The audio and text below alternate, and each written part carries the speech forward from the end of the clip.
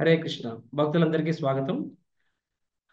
మనం ఇప్పుడు ఉపదేశామృతంలో శ్లోక నంబర్ 2 చర్చించుకుంటున్నాము. అత్యాహార ప్రయాశ్చ ప్రయల్పో నియమాగ్రహ జనసంగస్య లౌల్యం చ షద్విధం షడ్భిర్భక్తిర్వినశ్యతి. సో అత్యాహార ప్రయాశ్చ ప్రజల్పో నియమాగ్రహ ఈ 4 మనము గత 3 వారాలుగా చూస్తున్నాం మనము. సో ప్రజల్పో అండ్ జనసంఘస్య లౌల్యం చ అనేది మనం ఈ వారం చూస్తాము. బట్ లాస్ట్ టైం మనము నియమాగ్రహ అనే పాయింట్ గురించి చర్చించుకున్నాము. బికాస్ దట్ ఈస్ వెరీ చాలా ఇంపార్టెంట్ పాయింట్ అది. మన స్పిరిచువల్ లైఫ్లో డైలీ మనకు తెలియకుండానే మనం ఏదో నియమ ఆగ్రహ లేకపోతే నియమ అగ్రహ రెండింటిలో ఒక దానిలో పడుతూ ఉంటాము.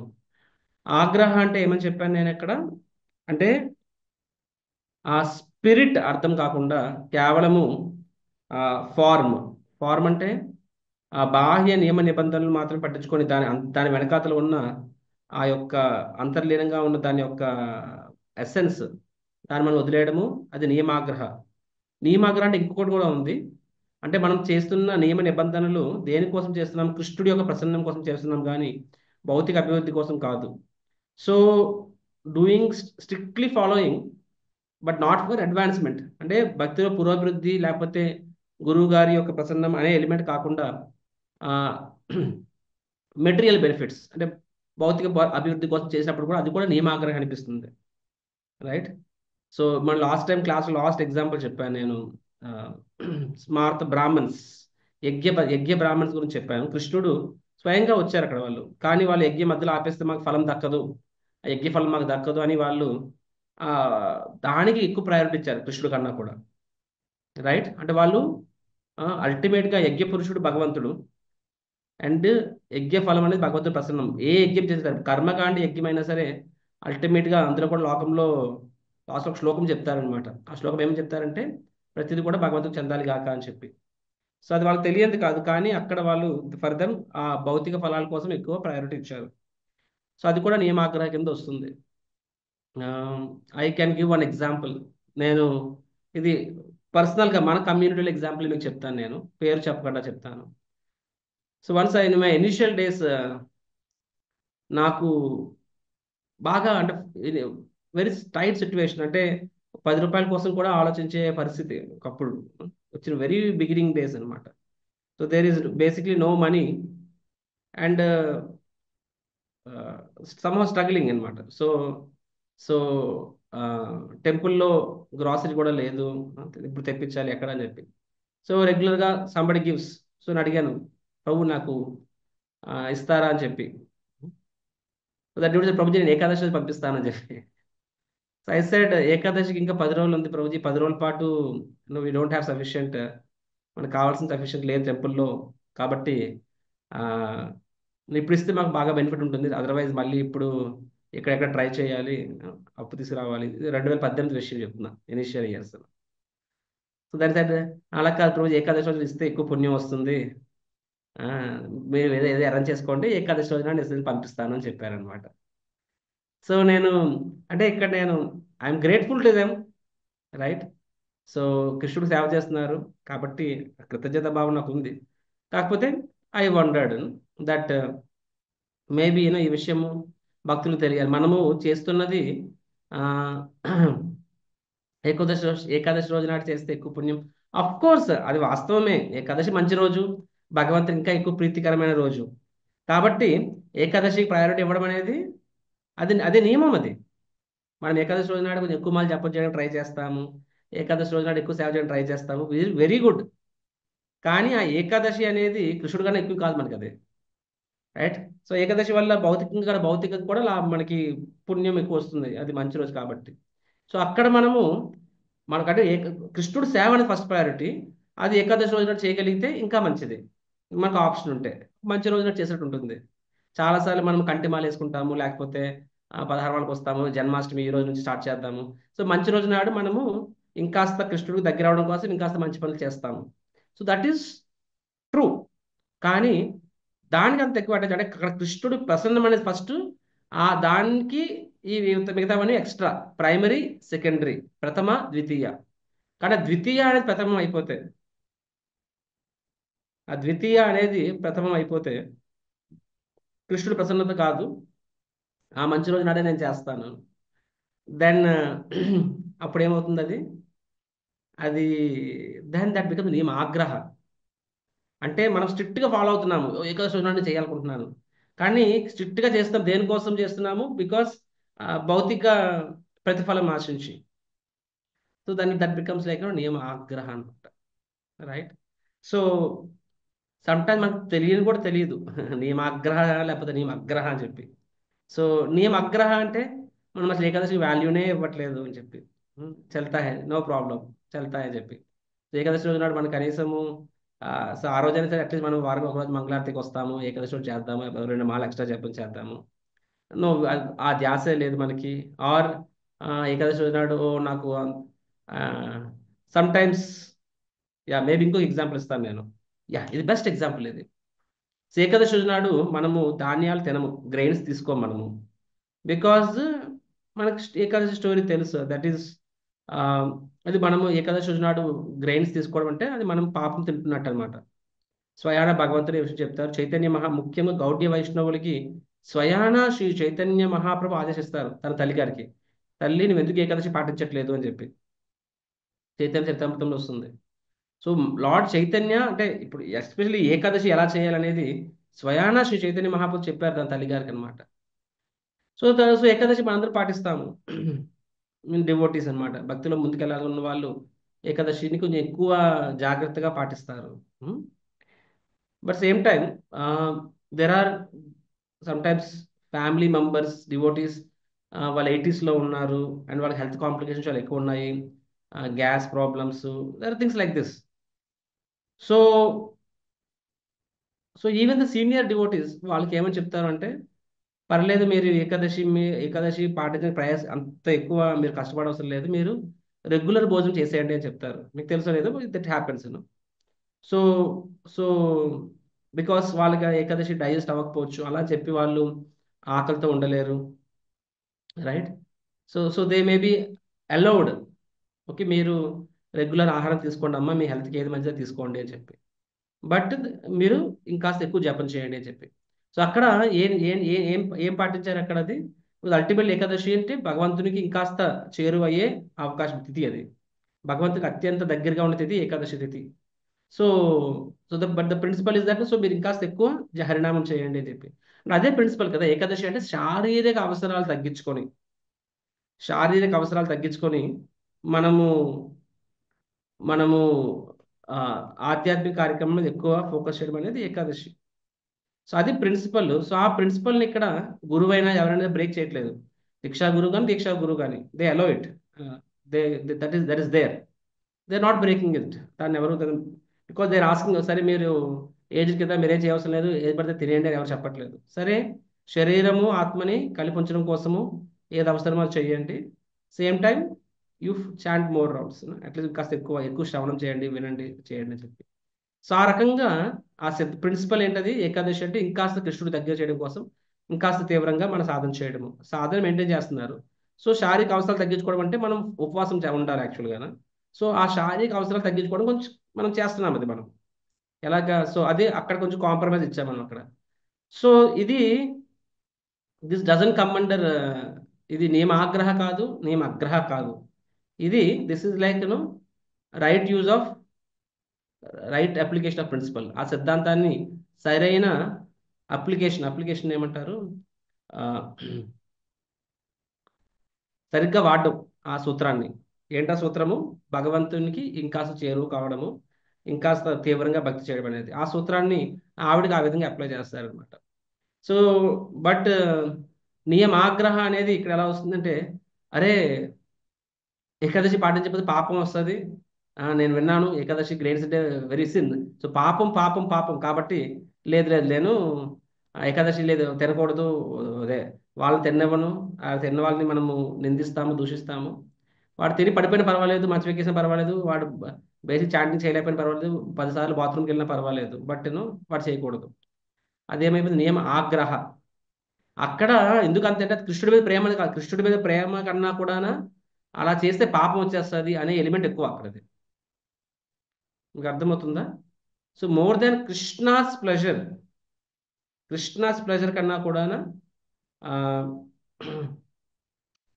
ఫాలోయింగ్ ఫర్ మెటీరియల్ రీజన్స్, భౌతిక ఆ, భౌతిక లాభాల కోసము చేసేది అనమాట. అంత తీవ్రంగా చేస్తే భౌతిక లాభాల కోసం, అప్పుడు అది నియమ ఆగ్రహ అయిపోతుంది. నియమ ఆగ్రహ అనేది ఇదే సిద్ధాంతంలో ఏంటంటే, ఆ, అరే చక్రధారి ప్రభు ఆ మాతాజీకి ఎక్సెప్షన్ ఇచ్చారు, ఆ, సో నాకు కూడా 65 ఏళ్ళు వచ్చాయి, నా శరీరం కూడా నొప్పి వచ్చేస్తుంది, నాకు కూడా కష్టంగానే ఉంది, సో నేను కూడా పర్వాలేదు. ఆయనే చెప్పారు కదా, మోస్ట్ ఇంపార్టెంట్ ఏంటి, కృష్ణుడు దగ్గర అవ్వడము, ఇంకాస్త సాధన పెంచుకోవడము. కాబట్టి ఒక 2 మాలు ఎక్స్ట్రా జపం చేస్తాను, దానికి ఏముంది. ఆ మనసులో ఎప్పుడు నిరంతరం నా మనసులో హరికృష్ణ మంది నడుస్తూనే ఉంటుంది, సో నేను ఇవన్నీ ఎందుకు పాటించాలి, నాకు కూడా కొంచెం చేయి నొప్పి పడుతుంది, కాలు నొప్పి పడుతుంది, మన ఆప్షన్ ఇవ్వాలి కానీ మనసు అంతా చెప్తుంది మనకి. సో ఇదేమవుతుంది, ఇది నియమ అగ్రహ. అగ్రహ అంటే మన విధి విధానాలకు అంత సీరియస్నెస్ ఇవ్వమన్నమాట. ఏ చిన్న ఎక్స్క్యూజ్ దొరికినా సరే ఆ చిన్న ఎక్స్క్యూజ్ని ఉపయోగించుకొని మనం వాటిని ఆ, పాటించడం మానేస్తాం మనం. అది ఉం? మనం వాటిని పాటించడం మానేస్తాం. సో నియమ ఆగ్రహ, నియమ అగ్రహ, సో ఈ రెండు కూడా చాలా చాలా ఇంపార్టెంట్ అనమాట. సో నేను ఈ ఎలిమెంట్ నేను నిన్న లాస్ట్ క్లాస్లో మన కాలం సరిపోక నేను ఈ ఆస్పెక్ట్ చెప్పలేదు. రైట్. ఆగ్రహ అంటే ఒకటి టూ స్ట్రిక్ట్గా ఫాలో అవ్వడము, కానీ టూ స్ట్రిక్ట్గా అంటే ప్రిన్సిపల్ మర్చిపోయి ఫాలో అవ్వడం అదొక కారణం అయితే, రెండో కారణం ఏంటంటే కృష్ణుడి ప్లెజర్ అనేది కన్నా కూడా భౌతిక అపేక్ష వలన స్ట్రిక్ట్గా ఫాలో అవ్వడం, అది కూడా నియమ ఆగ్రహ కింద వస్తుంది అనమాట. రైట్. ఇంకొక ఎపిసోడ్ కూడా చెప్పగలను, అంటే ఇక్కడ నా సెల్ఫ్ ఎక్స్పీరియన్స్లో సమ్ టైమ్స్ సమ్ డివోటీ ఒక రకంగా సేవ చేసేవారు వస్తు రూపేణ. నేను అడిగాను, ప్రభుజీ ఇప్పుడు ఆ రకంగా నాకు సఫిషియెంట్ స్టాక్ ఉంది, నాకు కొంచెం ఫైనాన్షియల్గా ఇబ్బందులు ఉన్నాయి కాబట్టి కొంచెం ధన రూపాయలు సహాయం చేయండి, మీరు ఇచ్చే నెలసరి ఏదైతే సహకారం అందిస్తున్నారో అని చెప్పి. సో అప్పుడు ఐ క్లియర్లీ రిమెంబర్. సో అయ్యేది కాదు, నేను 3-4 సార్లు పాపం మళ్ళీ మళ్ళీ అడిగాను, నాకు తెలియదు ఎందుకు అలా అవుతుందని చెప్పి, మేబీ వాళ్ళకి అర్థం కావట్లేదేమో అని చెప్పి. So this was again set 2018 ఆ టైంలో చాలా కష్టపడి, అప్పట్లో పరిస్థితి వేరే ఉండేది. సో ప్రభుజీను నెలకిచ్చే 1000-2000 రూపాయలు లేదు, నాకు ధన రూపాయలు ఇవ్వండి, నాకు చాలా ఖర్చులు ఉన్నాయి అని చెప్పి. అసలు లేదు ప్రభుజీ, మా జ్యోతిష్యుడు చెప్పారు, ఆ, ఈ వస్తు రూపాయలు ఇస్తేనే నీకు లాభం ఉంటుంది, ధన రూపాయలు ఉంటే కాదు అని చెప్పి. So again this is another case of నియమ ఆగ్రహ. ఇది అనదర్ కేస్ ఆఫ్ నియమ ఆగ్రహ. మనం పాటిస్తున్నది కృష్ణుడి సేవలో కూడా స్ట్రిక్ట్గా పాటిస్తుంది, but for a material gain, అదేమవుతుంది, నియమ ఆగ్రహ అనేది అవుతుంది, నియమ ఆగ్రహం అనేది అవుతుంది. సో ఆ ప్రిన్సిపల్ని మనం ఎప్పుడు దాన్ని ఫ్లెక్సిబుల్ చేయొచ్చు, ఎప్పుడు మనం స్ట్రిక్ట్ చేయొచ్చు అనేది అనేది అది చాలా కేర్ఫుల్గా చూడాలన్నమాట. ఇన్ జనరల్గా మన స్థాయిలో మనము, అంటే అల్టిమేట్గా ప్రభుత్వం కూడా రాస్తారు, అల్టిమేట్గా యాక్చువల్గా ఏ సూత్రమైనా సరే ఎప్పుడు దాన్ని ట్విస్ట్ చేయాలి, స్ట్రిక్ట్గా ఉండాలి, ఎప్పుడు దాన్ని కొంచెం రిలాక్స్ చేయొచ్చు అనేది ఎలా డిసైడ్ చేస్తాము. ఉమ్. ఎలా డిసైడ్ చేస్తామంటే దానికి అదే ఇక్కడ పద్మపురాణం ఒక శ్లోకం వస్తుంది. What is that one? స్మర్తవ్యం సతతం కృష్ణ విస్మర్త్యం నా జాతోచిత చెప్పి, సర్వే విధి నిషేధాది అని చెప్పి వస్తుంది అనమాట. సో ఇదేమో కింకరహ అని వస్తుంది, అంటే అన్ని నియమాలు, అన్ని నిబంధనలు అల్టిమేట్గా దేనికోసము అంటే స్మర్తవ్యం సతతం కృష్ణ, ఎల్లప్పుడూ కూడా కృష్ణుణ్ణి గుర్తుంచుకోవడం కోసము. This is the reason, single reason. And కాబట్టి శాస్త్రాలు ఎన్ని సూత్రాలు ఉన్నా సరే, ఎన్ని ప్రిన్సిపల్స్ ఉన్నా సరే, ఏంటంటే అవి అవి ఈ యొక్క సూత్రం, సూత్రము స్మర్తవ్యం, always remember Krishna, never forget Krishna, ఈ ప్రిన్సిపల్ని పాటించడం కోసమే అవన్నీ కూడా మనకి ఉన్నాయని చెప్పడం జరుగుతుంది. కాబట్టి ఇది మనం గుర్తుంచుకోవాలి. కానీ సరే ఇప్పుడు దిస్ ఇస్ ద ప్రిన్సిపల్, కాబట్టి ఆచార్యులు అనేవారు కొన్నిసార్లు కొన్ని సిద్ధాంతాలని వాళ్ళు కాలానుగుణంగా మారుస్తారనమాట. కాబట్టి మనం వాళ్ళని జడ్జ్ చేయాల్సిన అవసరం లేదు, బికాజ్ వాళ్ళకి తెలుసు ఈ సూత్రాన్ని, ఈ పర్టికులర్ రూల్స్, ఈ పర్టికులర్ రెగ్యులేషన్స్ ఎక్కడ కొంచెం ట్విస్ట్ ట్వీక్ చేయొచ్చా అని చెప్పి. బికాజ్ వాళ్ళకి తెలుసు అలా ట్విస్ట్ ట్వీక్ చేయడం వల్ల ఆ యొక్క స్మర్థం సతతం కృష్ణ అనేది అవుతుందా లేదా అని చెప్పి. So they can decide, so మనము we don't have to worry actually. మన వరకు మనము స్వతంత్రంగా మనము ఆ నిర్ణయాలు తీసుకోకూడదు, బట్ వాళ్ళు తీసుకోవచ్చు ఆచార్యస్, and then but we have to follow them. వాళ్ళు చెప్పినప్పుడు మనం ఎంతవరకు చెప్పారు అంతవరకు మనం దాన్ని ఎగ్జాక్ట్ చేయొచ్చు. ఎగ్జాంపుల్ మీకు చెప్తాను. ఈ సన్యాసి అనేవాళ్ళు వివాహాలకి సంబంధం లేదు. They don't have, they should not actually conduct marriages, పెళ్ళిళ్ళు కానీ, ఆర్ సన్యాసి అనేవాళ్ళు కానీ భౌతిక కార్యకలాపాలు అసలు ఇన్వాల్వ్ అవ్వకూడదు. సో బట్ ఇలా ప్రభుపాదుల వారు సన్యాసి అనేవాడు సముద్రం దాటకూడదు, ఇవన్నీ శాస్త్రాలు ఉన్నవే. శిలా ప్రభుపాదుల వారు మనం చూసినట్లయితే సముద్రాలు దాటారు, వివాహాలు చేశారు, భౌతికవాదులతో కలిశారు, ఇవన్నీ మనం చూస్తాం మనం ఇక్కడ. So but then Prabhupad, what is the principle? So యాక్చువల్గా ఆ విధి నిషేధాలు దేనికి ఉన్నాయి? సో ఎందుకు సముద్రాలు దాటుకోవాలనుకున్నారు? దాని వెనకాల సూత్రం ఏంటి? ఎందుకంటే సన్యాసి అనేవాడు సముద్రం దాటాక ఇక్కడ ఇప్పుడు వర్ణాశ్రమం అంటాం, చతుర్వర్ణం అంటాం కదా. ఈ చతుర్వర్ణం అనేది ఈ భరతవర్ష బయటన అకార్డింగ్ టు స్క్రిప్చర్స్ వాళ్ళు మ్లేచ్ఛాసం శూద్రాసం చెప్పడం జరిగింది. అంటే వాళ్ళకి జీవితం యొక్క లక్ష్యం తెలియదు అని చెప్పి చెప్పడం జరుగుతుంది according to shastras out side the Bharatavarsha. అందుకని సముద్రం దాటడం అంటే భరతవర్షం నుంచి బయటికి వెళ్ళడం అని అర్థం. సో ఆ యాంగిల్లో ఏమి చెప్పారు ఇక్కడ? సో సముద్రం దాటితే సన్యాసి అనేవాళ్ళు వాళ్ళు కేవలము సన్యాసి అనేవాళ్ళు కేవలము భగవంతం చేరుకోవడం అనేది లక్ష్యంగా ఉంటారు కాబట్టి అలాంటి వాళ్ళు అసలు రిస్క్ తీసుకోకూడదు. ఎందుకు సముద్రాలు దాటాలి? మ్లేచ్ఛ దేశాలకు ఎందుకు వెళ్ళాలి? కాబట్టి they were asked not to do it. అది ప్రిన్సిపల్ అక్కడ అది. సో బట్ షర్లో ప్రభుపాద వారు దాటారు కదా. సింపుల్ సన్యాసి అనే వాళ్ళు వివాహాలు అనేవి ఉండకూడదు, ఎందుకంటే వాటిల్లో చాలా వెళ్ళడం వల్ల తన సన్యాసాశ్రమం వీక్ అవుతుంది. సో అక్కడ సన్యాసాశ్రమం వీక్ అయితే వర్ణాశ్రమ ధర్మానికి లీడర్ సన్యాసి, అవునా కదా? సో సన్యాసి అనేవాడే వీక్ అయిపోతే అక్కడ వర్ణాశ్రమం ఎవరు నడిపిస్తారు అక్కడ? సో కాబట్టి వీక్ అవుతుంది. కాబట్టి వాళ్ళు ఇలాంటి వాటికి దూరంగా ఉండాలని చెప్పడం జరుగుతుంది. మన శీలా ప్రభుపాద చూసినట్లయితే శీలా ప్రభుపాద సప్త సముద్రాలు దాటారు ఆయన. సో దాన్ని వాట్ సో ఎందుకు సన్యాసి అనే వాళ్ళు దాటకూడదని చెప్పాను కారణం, వాళ్ళు అక్కడ వీక్ అవుతారు అని చెప్పి. But Srila Prabhupad, if you see the principle is ultimately ఇంకాస్త వివాహాలు ఎందుకు వద్దన్నారు అనేసి కారణం అదే. వర్ణాశ్రమ ధర్మం వీక్ అయితే, సన్యాసి అనేవాడు వీక్ అయిపోతే, వర్ణాశ్రమం వీక్ అయితే మొత్తం అంతా సమాజం మొత్తం నాశనం అయిపోతుంది. సో ఇదే మెయిన్ కారణం, సముద్రం దాటకూడదు అనే దానికి కానీ వివాహాల వాటిలో ఇన్వాల్వ్ అవ్వకూడదు అన్నానికి కానీ. సో బట్ శిలా ప్రభుపాద్ రెండు చేశారు.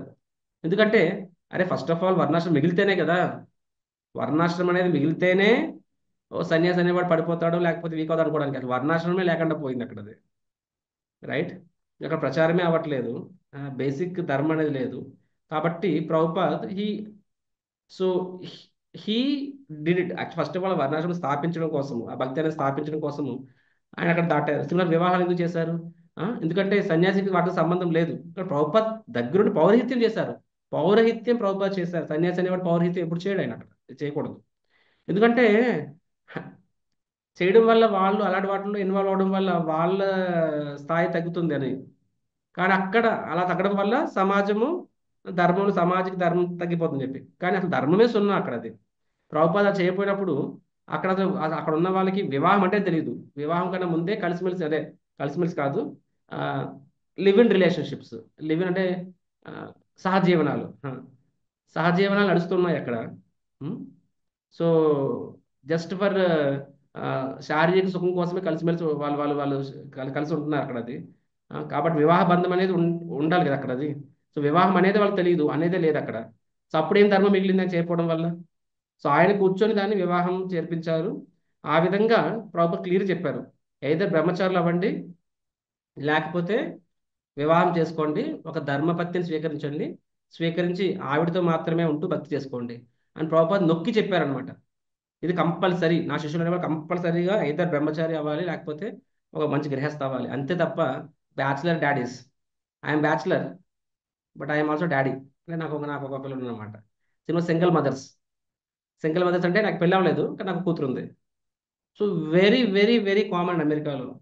నాకు పెళ్ళి అవ్వలేదు, నాకు ఒక కూతురు ఉంది. సో ఇది వెరీ కామన్. ప్రభుపాద్ వీటిని తీవ్రంగా ఖండించారు. సో అక్కడ ప్రభుపాద్ రూల్స్ వ్యతిక్రమించారంటే కాదు, ఆ రూల్ని ఒక రకంగా బాహ్యంగా వ్యతిక్రమించారు. కానీ ఆ రూల్ ఎందుకు ఉంది? ఫస్ట్ ఆఫ్ ఆల్ ఆ రూల్ ఎందుకు పెట్టారంటే ధర్మం తగ్గకూడదు అని చెప్పి. కానీ అక్కడ ధర్మమే లేదే. ఆ ధర్మాన్ని స్థాపించడం కోసం, హయ్యర్ ధర్మం స్థాపించడం కోసం లోవర్ ధర్మాన్ని, అంటే ఏ ధర్మం కోసమో ఇంకో ధర్మం చెప్పారో ఆ ధర్మం వెళ్ళినప్పుడు ఆ ధర్మం స్థాపించడం కోసం కింద ధర్మాన్ని ప్రభుపాద్ క్రాస్ చేశారనమాట. So this is acharyas can do this. వాళ్ళు చేయొచ్చు. మన స్థాయిలో మనం చాలా చాలా చాలా జాగ్రత్తగా ఉండాలి. మనము we cannot our self decide. So we cannot decide this, we better follow the superiors. కాబట్టి అది ప్రభుపాద నియమాగ్రహ అనేది మనకి ఎలా వర్తిస్తుందంటే, మన వరకు ఏదైతే చేయాలో క్లియర్ చెప్పేశారు, వాటి వరకే ఉండుకొని నియమ అగ్రహ అవ్వకూడదు, ఆగ్రహ అవ్వకూడదు తప్ప ఏకంగా మనం ఆ డీటెయిల్ని మార్చకూడదు. సిమిలర్లీ ప్రభుపాద భక్తి సిద్ధాంత సరస్వతి ఠాకూర్ ఏమని చెప్పారు? 64 మాలు జపం చేయాలని చెప్పారు, అవునా కాదా? రైట్. రెండవది, ఆ,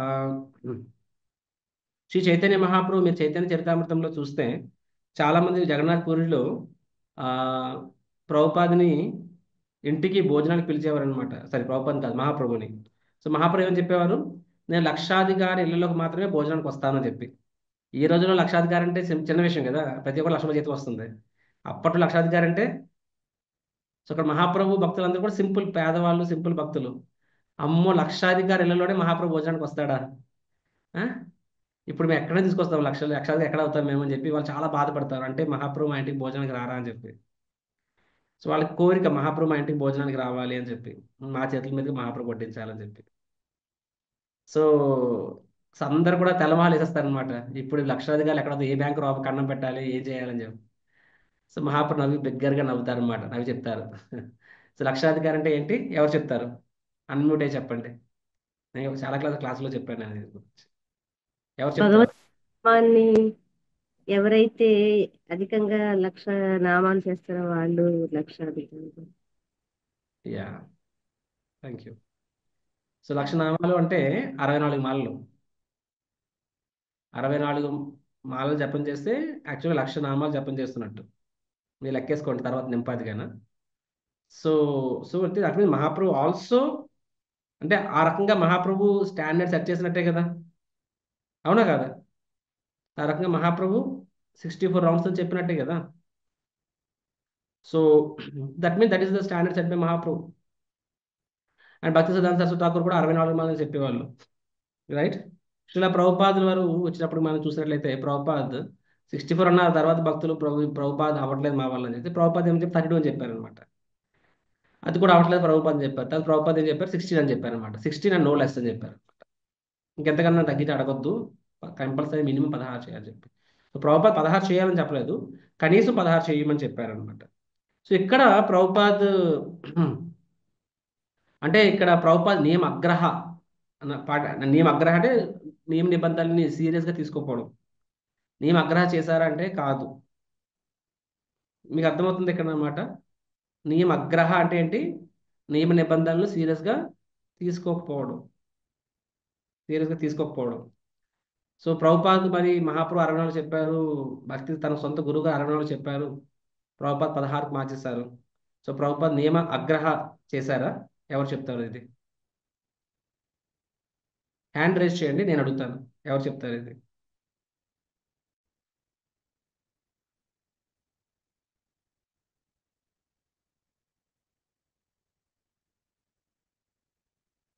ఓకే, మోహిని మాతాజీ, ఇంకెవరైనా ఉన్నారా?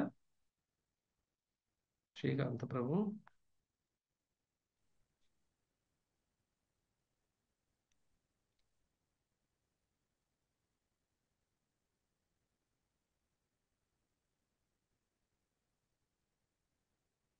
ఓకే, శ్రీకాంత్ ప్రభు చెప్పండి. సి ఆయా పరిస్థితుల ప్రభావం వల్ల కానివ్వండి, లేకపోతే ఆ డివోటీస్ యొక్క ఆ టైం కానివ్వండి, దాని ప్రకారం ప్రభువాదుల వారు 64 నుంచి 16కి మార్చగలిగారు.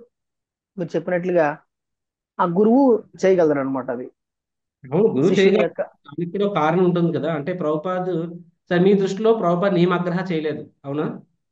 చేయలేదు. ఉమ్, ఆయన ఏమన్ని రూల్స్ ని పక్కన పడేయలేదు, అవునా? అవును, అవును.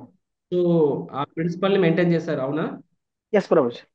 సో ఏంటి ఆ ప్రిన్సిపల్ ప్రభుపాద్ మెయింటైన్ చేసింది? అదే 64 మాలలు జపం చేయాలనేది ప్రిన్సిపల్ అనమాట. అది 64 మాలలు ప్రిన్సిపల్ డీటెయిల్ అది? ప్రిన్సిపలే కదా అది. అయితే ప్రభుపాద ప్రిన్సిపల్ని మార్చేసారే. అదే కదా, అంటే మార్చేయడం కాదనమాట, దాన్ని కొంచెం మోడిఫై చేశారనమాట దాన్ని. నువ్వు ప్రిన్సిపల్స్ మోడిఫై చేయకూడదు. అమ్మో, అస్సలు చేయకూడదు. ప్రిన్సిపల్ని అసలు మీకు మొన్న కదా చెప్పాను. ప్రిన్సిపల్ అనేది వర్ణ ఆశ్రమ అందరికీ అందరికీ వర్తిస్తుంది. శుద్ధ భక్తుల నుంచి కనిష్ట భక్తుల వరకు ప్రిన్సిపల్ మారకూడదు. ఆ ప్రిన్సిపల్ ఎలా వర్తిస్తుంది అనేది మారుతుంది. ఈరోజు మీరు రాలేదు క్లాస్కి, కొంతమంది భక్తులు వచ్చారు. ఈరోజు ఓ క్లాస్ అదే క్లాసులు చెప్పారు. అంత్యేషి అని ఉంటారు. అంత్యేషి అంటే 4 వర్ణాలు బయట ఉండేవాడు అంటే మ్లేచ్చాలు, యవ్వనాస్ అని చెప్పి. సో వాళ్ళంట మాంసాహారము, మద్యము, నెక్స్ట్ వ్యభిచారం చేసేది పాపం కాదంట. అంటే మనిషి అనేవాడు కూడా ఇవన్నీ చేసే పాపం కాదు. ఎందుకంటే వాళ్ళు జంతువుల మనసంతా జంతువులు సమానం కాబట్టి జంతువులు పాపం కాదు, కాబట్టి వాళ్ళు కూడా ఒక రకంగా పాపం కాదు అని చెప్పారు. కానీ అదే ఈ వర్ణాల్లో ఉన్న వాళ్ళు చేస్తే మహాపాపం అని చెప్పి వీళ్ళ శ్లోకం. So right. So similarly principle అనేది ఆల్వేస్ సేమ్. అది ప్రతి వ్యక్తికి మారుతుంది. ఆ ప్రిన్సిపల్ ఎలా అప్లై అవుతుంది అనేది మారుతూ ఉంటుంది. సో 64 మాల అనేది ప్రిన్సిపల్ డీటెయిల్ అంటే అది మీరు ప్రిన్సిపల్ అన్నారు. అది ప్రిన్సిపల్ అయితే ప్రభుపాద్ భారతీయ ప్రిన్సిపల్ మార్చేసినట్టే. అప్పుడు అది ప్రభుపాద్ చేసిన నియమ అగ్రహ అయినట్టు అయిపోతుంది. సో అది ప్రిన్సిపల్ కాదు అది. యా, త్రిపుర మాతాజీ చెప్పండి. కృష్ణ ప్రభుజీ సతతం కీర్తయంతో అని చెప్పారు కదా, ఎప్పుడు కీర్తన చేయమన్నది. అది అలాగే 64 మాలలు అని చెప్పారు. దానిని ప్రభుపాద్ అంటే 2 hours బాగా లెక్చర్ వినడం, గుడిలో సేవ చేయడం, ఇవన్నీ కూడా కీర్తనతోనే సమానం. కాబట్టి వాళ్ళు బాగా సంకీర్తన, ప్రీచింగ్ ఇవన్నీ చేయాలి. కాబట్టి అది కూడా ప్రీచింగ్, అది కూడా సతతం కీర్తయంతో అవుతుంది. కాబట్టి ఈ చాంటింగ్ అనే దానికి 2 hours కి ఫిక్స్ చేసి దాన్ని అలా చేశారు అనుకుంటున్నాను ప్రభుజీ. హరే కృష్ణ. యా, సో అంటే ప్రభుపాద్ ఇక్కడ ఏ ప్రిన్సిపల్ని, యా, సో నాకు మీరు చెప్పింది అర్థమైంది. ఎక్స్ప్లెయిన్ చెప్పండి. ఇక్కడ ప్రిన్సిపల్ ఏంటి? ఆ ప్రిన్సిపల్ ప్రభుపాద్ ఎలా మెయింటైన్ చేశారు? ప్రిన్సిపల్ సతతం కీర్తయంతోమా, ఎప్పుడు భగవంతుడి నామాన్ని మనం కీర్తించాలి. అది డీటెయిలింగ్ వచ్చేసి అంటే మన విగ్రహారాధన, మళ్ళీ కుకింగ్ చేయడము, ప్రచారం, నామ సంకీర్తన, బుక్ డిస్ట్రిబ్యూషన్ కదా, ఇవన్నీ కూడా చేయటం. వాళ్ళు అవన్నీ కూడా చేస్తున్నారు. కాబట్టి ఎస్పెషల్లీ సంకీర్తన, జపం అనే దానికి 2 hours అలా అని చెప్పినట్లు అనుకున్నాను. సో మాతాజీ కరెక్ట్గా చెప్పారు. సో ప్రిన్సిపల్ ఏంటంటే సతతం కీర్తయంతో మా కీర్తనీయ సదాహరి అని కూడా చెప్పారు మహాప్రభు. సో ఎల్లప్పుడూ కూడా మనము భగవంతుని సంకీర్తనలో ఉండాలని చెప్పి, సో భగవంతుని సేవలు నియుక్తులై ఉండాలని చెప్పి. సో అంటే వాటిల్లో మోస్ట్ ఇంపార్టెంట్ హరినామం. కాబట్టి ఆఫ్ ఆల్ కైండ్స్ ఆఫ్ సంకీర్తన్ చాంటింగ్ ఈజ్ ద నెంబర్ 1 సంకీర్తన్. సో కాబట్టి అది హైయెస్ట్ ప్రయారిటీ. కాబట్టి మహాప్రభు ప్రతి ఒక్కరు కనీసం 8 గంటలు జపం చేయమని చెప్పారు, హరినామం చేయమని చెప్పారు. భక్తి సిద్ధాంత సరస్వతి ఠాకూర్ కూడా అదే పాటించారు. కానీ కలియుగం ప్రోగ్రెస్ అవుతున్న కొద్దీ జనాలు ఎంత తమో గుణం రజోగుణంలో ఉంటారంటే పిచ్చెక్కిపోతారనమాట. సో ప్రాపర్ చూసారు వీళ్ళు ఎంత రజో తమో గుణం ఉన్న వాళ్ళు, వీళ్ళు నామం చేసుకుంటూ ఎక్కువసేపు అంత కూర్చున్నప్పుడు ఏమవుతుంది, మిథ్యాచార ఉచ్యతే. సో మనస్సు ఇంకాంత డిస్టర్బ్ అవుతూ ఉంటుంది, మేడెక్కిపోతాము, అండ్ ఎక్కువ రోజులు నిలబడలేరని చెప్పి. సో ఏ హరినామం అయితే మనల్ని నిలబెట్టాలో అదే హరినామం మనల్ని, ఎందుకంటే హరినామంలో ప్రాబ్లం కాదు, మనకు అది ఓవర్ డోస్ అయిపోతుంది. కాబట్టి ప్రభుపాద్ సరే అలా చెప్పి చేయడం మానేస్తే అప్పుడే నియమగ్రహ అవుతుంది. హరినామం మోస్ట్ ఇంపార్టెంట్. కాబట్టి ప్రభుపాద్ చెప్పారు సరే మీరు ఎంతవరకు చేయండి హరినామము, ఎంతగానో ఎట్టి పరిస్థితిలో తగ్గొద్దు. అండ్ మిగతా సమయము కీర్తన సదాహారం ఎలా చేస్తాము, మీ శరీరాన్ని ఉపయోగించండి. ఇప్పుడు హరినామంలో శరీరం కన్నా మనసుని ఎక్కువ ఉపయోగిస్తాము. కాయ మనస వాచ అనేది. శరీరం మనసులో అన్నిటికన్నా ముఖ్యమైనది మనస్సు. మనం చాంటింగ్ చేసినప్పుడు యాక్చువల్గా కోర్స్ మన టంగ్ కూడా మూవ్ అవుతుంది, చేతులు మూవ్ అవుతున్నాయి, కానీ నిజమైన సర్వీస్ దేనికంటే మైండ్ చాంటింగ్ మీద ఫోకస్ చేస్తుంది. సో భక్తి సామర్థ్యంతో నేను ఒకసారి చెప్పాను, భక్తి జీవితంలో మనం ముందుకెళ్తున్న కొద్దీ ఏమవుతుంది, ముందుకెళ్తున్న కొద్దీ మన యొక్క సేవ అనేది శారీరక స్థాయి నుంచి నెమ్మదిగా మానసిక స్థాయికి వెళ్తుంది అని చెప్పి. Initially anyone who comes Krishna consciousness వాళ్ళకి ఫిజికల్ లెవెల్లో ఎక్కువ ఉంటుంది, మెంటల్ లెవెల్ తక్కువ ఉంటుంది. ఈవెన్చువల్గా ఫిజికల్ లెవెల్లో తగ్గుతూ వస్తుంది, మెంటల్ పెరుగుతూ ఉంటుంది. మెంటల్ లెవెల్ ఇంకా కష్టం.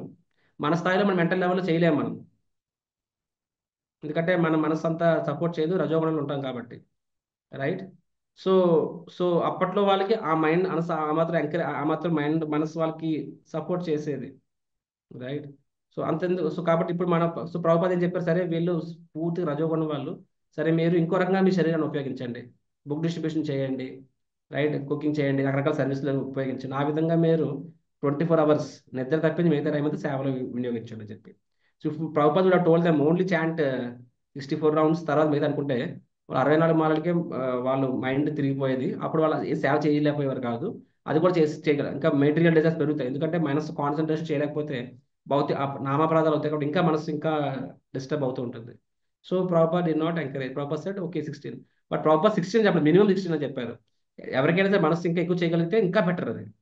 సో అందుకని ఇస్కాన్లో కూడా యాజ్ ద ఏజ్ ప్రోగ్రెసెస్, వయసు పెరుగుతున్న కొద్దీ ఏం చేయాలి, శారీరకంగా మనం చేయాలనుకుని ఎక్కువ చేయలేము, రెండోది అప్పుడు మానసికంగా మనం ఎక్కువ మన సేవ పెంచుకోవాలి. So so one should chant more rounds. అందుకని నేను చాలా మంది సీనియర్ సిటిజన్స్ చెప్తాను, చూడండి మీరు ప్రభుజీ నేను ఏం సేవ చేయలేకపోతున్నాను, ఏం సేవ అన్నదర్ అంటారనమాట. నేను ఒకటే అంటా, ఏం సేవ చేయలేకపోయినా నా ముందు అనొద్దు, అరే నవ్వు రిటైర్డ్ పర్సన్, మీరు రిటైర్ అయ్యారు, సీనియర్ సిటిజన్, అట్లీస్ట్ 25 చేయండి, 32 చేయండి అని చెప్పి. బికాజ్ శారీరకంగా చేయలేను అన్నది that is one understanding, but మానసికంగా ఇంకా పెంచుకోవాలి వయసు పెరుగుతున్న కొద్దీ. ఇప్పుడు సింపుల్ సీనియర్ సిటిజన్స్, ఇప్పుడు మహారాజులు ఉన్నారు, బుక్ డిస్ట్రిబ్యూషన్ అంటూ ఉంటాము, మహారాజులు రోడ్ల మీద వెళ్ళి బుక్ డిస్ట్రిబ్యూషన్ చేస్తున్నారా? పరపు జయపతి మహారాజ్ చేస్తున్నారా? అంటే గోపాలకృష్ణ ఉన్నప్పుడు సార్ మహారాజ్ చేస్తారా? కానీ వీళ్ళు కదా బుక్ డిస్ట్రిబ్యూషన్ ఇంత ముందు తీసుకెళ్ళింది. So how they are serving Sankirtan, because there think is more, as we advance more అంటే మెంటల్ ప్లాట్ఫామ్ అంటే యా మైండ్ ప్లాట్ఫామ్లో ఎక్కువ సర్వీస్ పెరుగుతుంది, because that for that is fine tuning the consciousness, encouraging the disciples అని చెప్పి. But in the initial years we tell them distribute. ఇప్పుడు అందుకనే మొన్న 60 మంది భక్తులు వచ్చారు ఢిల్లీ నుంచి. So they're what they're doing, వాళ్ళు ఏం చేస్తున్నారు, వాళ్ళు పూర్తిగా బుక్ డిస్ట్రిబ్యూషన్, బికాస్ అంత రజోగుణ ప్యాషన్, ఆ ప్యాషన్ మొత్తాన్ని సంకీర్తన అనే ఆహుతిలో ఆ రజోగుణాన్ని కాల్చేయాలి. సో అది that is what actually they are doing. So Prabhupad అక్కడ సూత్రాన్ని, ఆ సిద్ధాంతాన్ని ఏం మార్చలేదు. కీర్తనీయ సదాహరణ అనేది ప్రిన్సిపల్. ఒకప్పుడు కీర్తన సదాహరణ అనేది 64 పెట్టారు మహాప్రభు కానీ భక్తి సిద్ధాంత ఠాకూర్ కానీ. శిలా ప్రభుపాదుల వారు దాన్ని కొంచెం మార్చారు. సో అది నియమ ఆగ్రహ కాదు, నియమ అగ్రహ కాదు, అది వాస్తవంగా సరైన అప్లికేషన్. అగ్రహ అంటే ఏంటి, సరే సరే హరే కృష్ణ మంత్రం వద్దు, ఇంకేదో మంత్రం జపం చేసుకుందాము, లేకపోతే పెద్దది అయిపోతుంది, ఆర్ అల్టిమేట్గా సర్వే ముఖ్యంగా సేవ చేసుకుంటూ ఉంటే చాలు అని చెప్పి.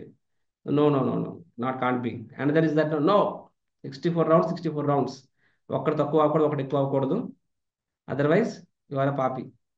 అప్పుడు అది నియమ ఆగ్రహ అయిపోతుంది అనమాట, రైట్. సిమిలర్గా మన ప్రీచింగ్లో కూడా మనము నియమ ఆగ్రహ అవ్వకూడదు, నియమ అగ్రహ అవ్వకూడదు, చాలా జాగ్రత్తగా ఉండాలి. నియమ ఆగ్రహ అయితే ఫెనాటిక్ అయిపోతుంది. ఫెనాటిక్ అంటే చాదస్తం, చాదస్తం.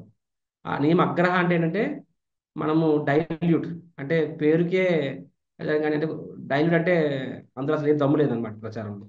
సో రెండు మంచిది కాదు. కొంతమంది చాదస్తంగా ఉంటారు అనమాట, ఇలాగే గీత గీసి ఉంటారు, గీతకి ఒక్కరు కూడా ఇటు అటు ఒప్పుకోరు. అప్పుడు ఏమవుతుంది, ఎక్కువ మంది మిగలరు వాళ్ళకి. ఫర్ ఎగ్జాంపుల్ సో ప్రాపర్ చెప్పారు 4 నియమాలు పాటించిన మనిషే కాదని చెప్పి. సో డే 1 నుంచే నువ్వు మాంసం తింటున్నావా, నువ్వు మనిషివే కాదు, నీకు భక్తి ఎలా వస్తుంది, చీ చీ చీ చీ అంటే వాళ్ళు రారు, వెళ్ళిపోతారు వాళ్ళు. సో ఫస్ట్ ఏంటి, వాళ్ళకి ఎందులో ఇంట్రెస్ట్ అందులో చెప్పాలి మనము. నెమ్మదిగా వాళ్ళ ఉన్న చెడ్డ అలవాట్లు మనం దూరం చేయాలి. So two fanatic about rules and regulations only, ఆ స్పిరిట్ పక్కన పెట్టేసి ఆ రూల్స్నే పట్టుకుంటే ఏమవుతుంది, దెన్ ఇట్స్ జనాలు భయపడిపోతారు, మనతో కనెక్ట్ అవ్వలేరు, వాళ్ళు మనల్ని గ్రహాంతర్వాసులుగా చూస్తారనమాట, వేరే గ్రహాల నుంచి వచ్చిన వాళ్ళుగా చూస్తారు మనల్ని. సో ఇది ఒక ప్రాబ్లం. రెండవది ఏంటంటే టూ డైల్యూట్. పర్వాలేదును, ఏమి అంటే ఇట్స్ ఓకేను, మాసం తినేవచ్చు ఏం పర్వాలేదును, ఓ నాకు మల్టిపుల్ రిలేషన్స్ ఉన్నాయి ఏం పర్వాలేదును, జపం చేసుకోను. సో యాజ్ అ సైడ్ నేను ఇన్ బంగ్లాదేశ్ దిస్ అపసంప్రదాయాలు చెప్పాను కదా, భక్తి సిద్ధాంత ఠాకూర్ 12 రకాల అపసంప్రదాయాలు, ఇదే నియమగ్రహ. వాళ్ళు ఏమంటారు, గోస్వామి లిటరేచర్ చదువు, గోపీ బావ, ఇవన్నీ ఎక్స్టర్నల్స్, వీటికి అంత ఇంపార్టెంట్ అవసరం లేదని చెప్పి. సో మన ప్రచారంలో కూడా కొంతమంది చూస్తారు, ఇప్పుడు కొన్ని మిగతా సంస్థలు ఉన్నాయి, ఇస్కాన్ అని కాదు. ఇఫ్సి వాళ్ళు ఏమీ శంఖ చక్రాలు ఏదో అంటారు, కానీ ఆ టీ కాఫీలు మానరు. కొంతమంది బయట కూడా తినేస్తారు, ఉల్లి వెల్లు అవేమి పెద్దగా ఉండవు అనమాట. So okay, they have numbers, fine ఒక లెవెల్లో. సో మేబీ గురువులు చెప్తున్నారేమో, కింద వాళ్ళంతా పట్టించుకోవట్లే. So it is if you only one number. శిలా ప్రభుపాద్ కూడా అడిగారు, ప్రభుపాద్ మీరు దయచేసి మీరు ఈ 4 నియమాలు మళ్ళీ మళ్ళీ చెప్పొద్దు ప్రభుపాద్. జనాలు వస్తున్నారు, లక్షల్లో వస్తున్నారు, మీ క్లాసులు భయపడి పారిపోతున్నారు, ఈ 4 చెప్పేసరికి గుండెలు ఆగిపోతున్నాయి వాళ్ళకి, ఎలా బతుకుతామని చెప్పి. So at least no illicit sex అనేది చెప్పొద్దు. సరే మాంసం మానేయమంటున్నారు ఓకే, మద్యం మానేయమంటున్నారు ఓకే, జూదం మానేయమంటున్నారు ఓకే, కానీ పరస్త్రీ అనేది చెప్పొద్దు ప్రభుపాద్, ఎందుకంటే అది ఇక్కడ లేకుండా ఎవరు ఉండలేరు అని చెప్పి. Prabhupad so strict, I side ఒక్కడ రాకపోయినా పర్వాలేదు, నేను మాత్రం మానను అని చెప్పి. అంటే ప్రభుపాద్ ఎంత స్ట్రిక్ట్ మనం చూసుకోవచ్చు. యాక్చువల్గా ఒక శ్రీ వైష్ణవ్ చెప్పారనమాట, అరే ఈ రోజుల్లో టీ కాఫీ లేకుండా ఎవరు ఉంటున్నారని చెప్పి. ఈవెన్ ప్రధాన అర్చకులు కూడా, ఈవెన్ స్వామివారు డైరెక్ట్గా కైంకర్యం చేసే వాళ్ళు కూడా ఈరోజు టీ కాఫీ తాకుండా ఉంటున్నారా? సో ప్రభుపాద్ కాంప్రమైజ్ అయ్యారా? కొన్ని విషయాల్లో ప్రభుపాద్ రాక్ సాలిడ్, అసలు కాంప్రమైజ్ అవ్వలేదు అక్కడ. ఓ సర్లే టీ కాఫీ లేకపోతే ఏమైపోయిందిలే అని చెప్పి అనుకోవచ్చు, but Prabhupad so rock solid, right? No అని, no garlic, no tea, no coffee. So అంత స్ట్రిక్ట్ ప్రభుపాద్. కొన్ని విషయాల్లో Prabhupad give exemption, right? Prabhupad. So కొంతమంది ఆ, మిగతా సంపద మనల్ని ఆ, ఇది నిందిస్తూ ఉంటారు, అరే మీరు ఎవరికి పడితే వాళ్ళకి బ్రాహ్మణ దీక్ష ఇచ్చేస్తున్నారు, ఉం? ఎవరికి పడితే వాళ్ళకి సన్యాసి ఇచ్చేస్తున్నారు, విదేశాలకు ఇచ్చేస్తున్నారు అని చెప్పి. So so they speak like that. ప్రభుపాద్ని చాలా ఇస్కాన్ కొంతమంది చిన్న చూపు చూస్తారు, ముఖ్యంగా బ్రాహ్మణ్స్. ఇస్కాన్ని మీరు గమనిస్తే టిపికల్ సమాజంలో మనల్ని అందరూ మెచ్చుకుంటారు, కానీ బ్రాహ్మణ కుల వర్గాలు మనల్ని మెచ్చుకోరు. మనల్ని అరే ఇంకాస్త చులకన చేసేస్తున్నారు అని చెప్పి అంటారు అనమాట మనల్ని. Many people say like this, మీరు కూడా చూస్తూ ఉండొచ్చు. సో వాస్తవంగా అసలు ఇప్పుడు ఈ వర్ణ సంకర అసలు ఏ బ్రాహ్మణ్ నిజంగా బ్రాహ్మణ్లా ఉంటున్నాడు? రాదర్ మనము వాళ్ళని అల్టిమేట్గా బ్రాహ్మణ్ అంటే యజన్ యాజన్ పట్టణ పాటన ఆ సూత్రాలు మనం పాటించేలా చేస్తున్నాం మనం అది. సో యాక్చువల్ మన బ్రాహ్మణులు తయారు చేస్తున్నారు, ప్రభుపాద్ చెప్పింది అది. ఇస్కాన్ సంస్థ అనేది బ్రాహ్మణ క్లాస్ ఆఫ్ పీపుల్ని, అంటే సొంతంగా ఆలోచించగలిగే వాళ్ళని తయారు చేయడం అనేది మా ముఖ్య ఉద్దేశం అని ప్రభుపాద్ చెప్పారు. సో ప్రభుపాద్ ఏమీ డైల్యూట్ ఏం చేయలేదు, రాదర్ ప్రభుపాద్ స్ట్రాంగ్ చేశారు. యాక్చువల్లీ నియమ ఆగ్రహ అనే దాని వల్లనే యాక్చువల్గా ఈరోజు వాస్తవంగా మన హిందూ ధర్మం పడిపోయిందంటే దానికి కారణం నియమాగ్రహం. దానికి కారణం నియమాగ్రహ, ఇది ఫ్యాక్ట్. నేను లాస్ట్ క్లాస్ కూడా చెప్పాను, మన వైష్ణవ తత్వానికి కూడా అతిపెద్ద శత్రువులు 2 ఎవరు అంటే, నేనే చెప్పాను, సహజియాస్ అండ్ స్మార్తాస్ అని చెప్పాను. స్మార్త అంటే నియమ ఆగ్రహ, సహజి అంటే నియమ అగ్రహ అని చెప్పాను, మీకు గుర్తుకుందో లేదు. సో ఇప్పుడు మీరు ఈరోజు క్లాస్లో కూడా శంఖదారిపో చెప్పారు కదా, తమిళనాడు మొత్తం నాస్తికులే.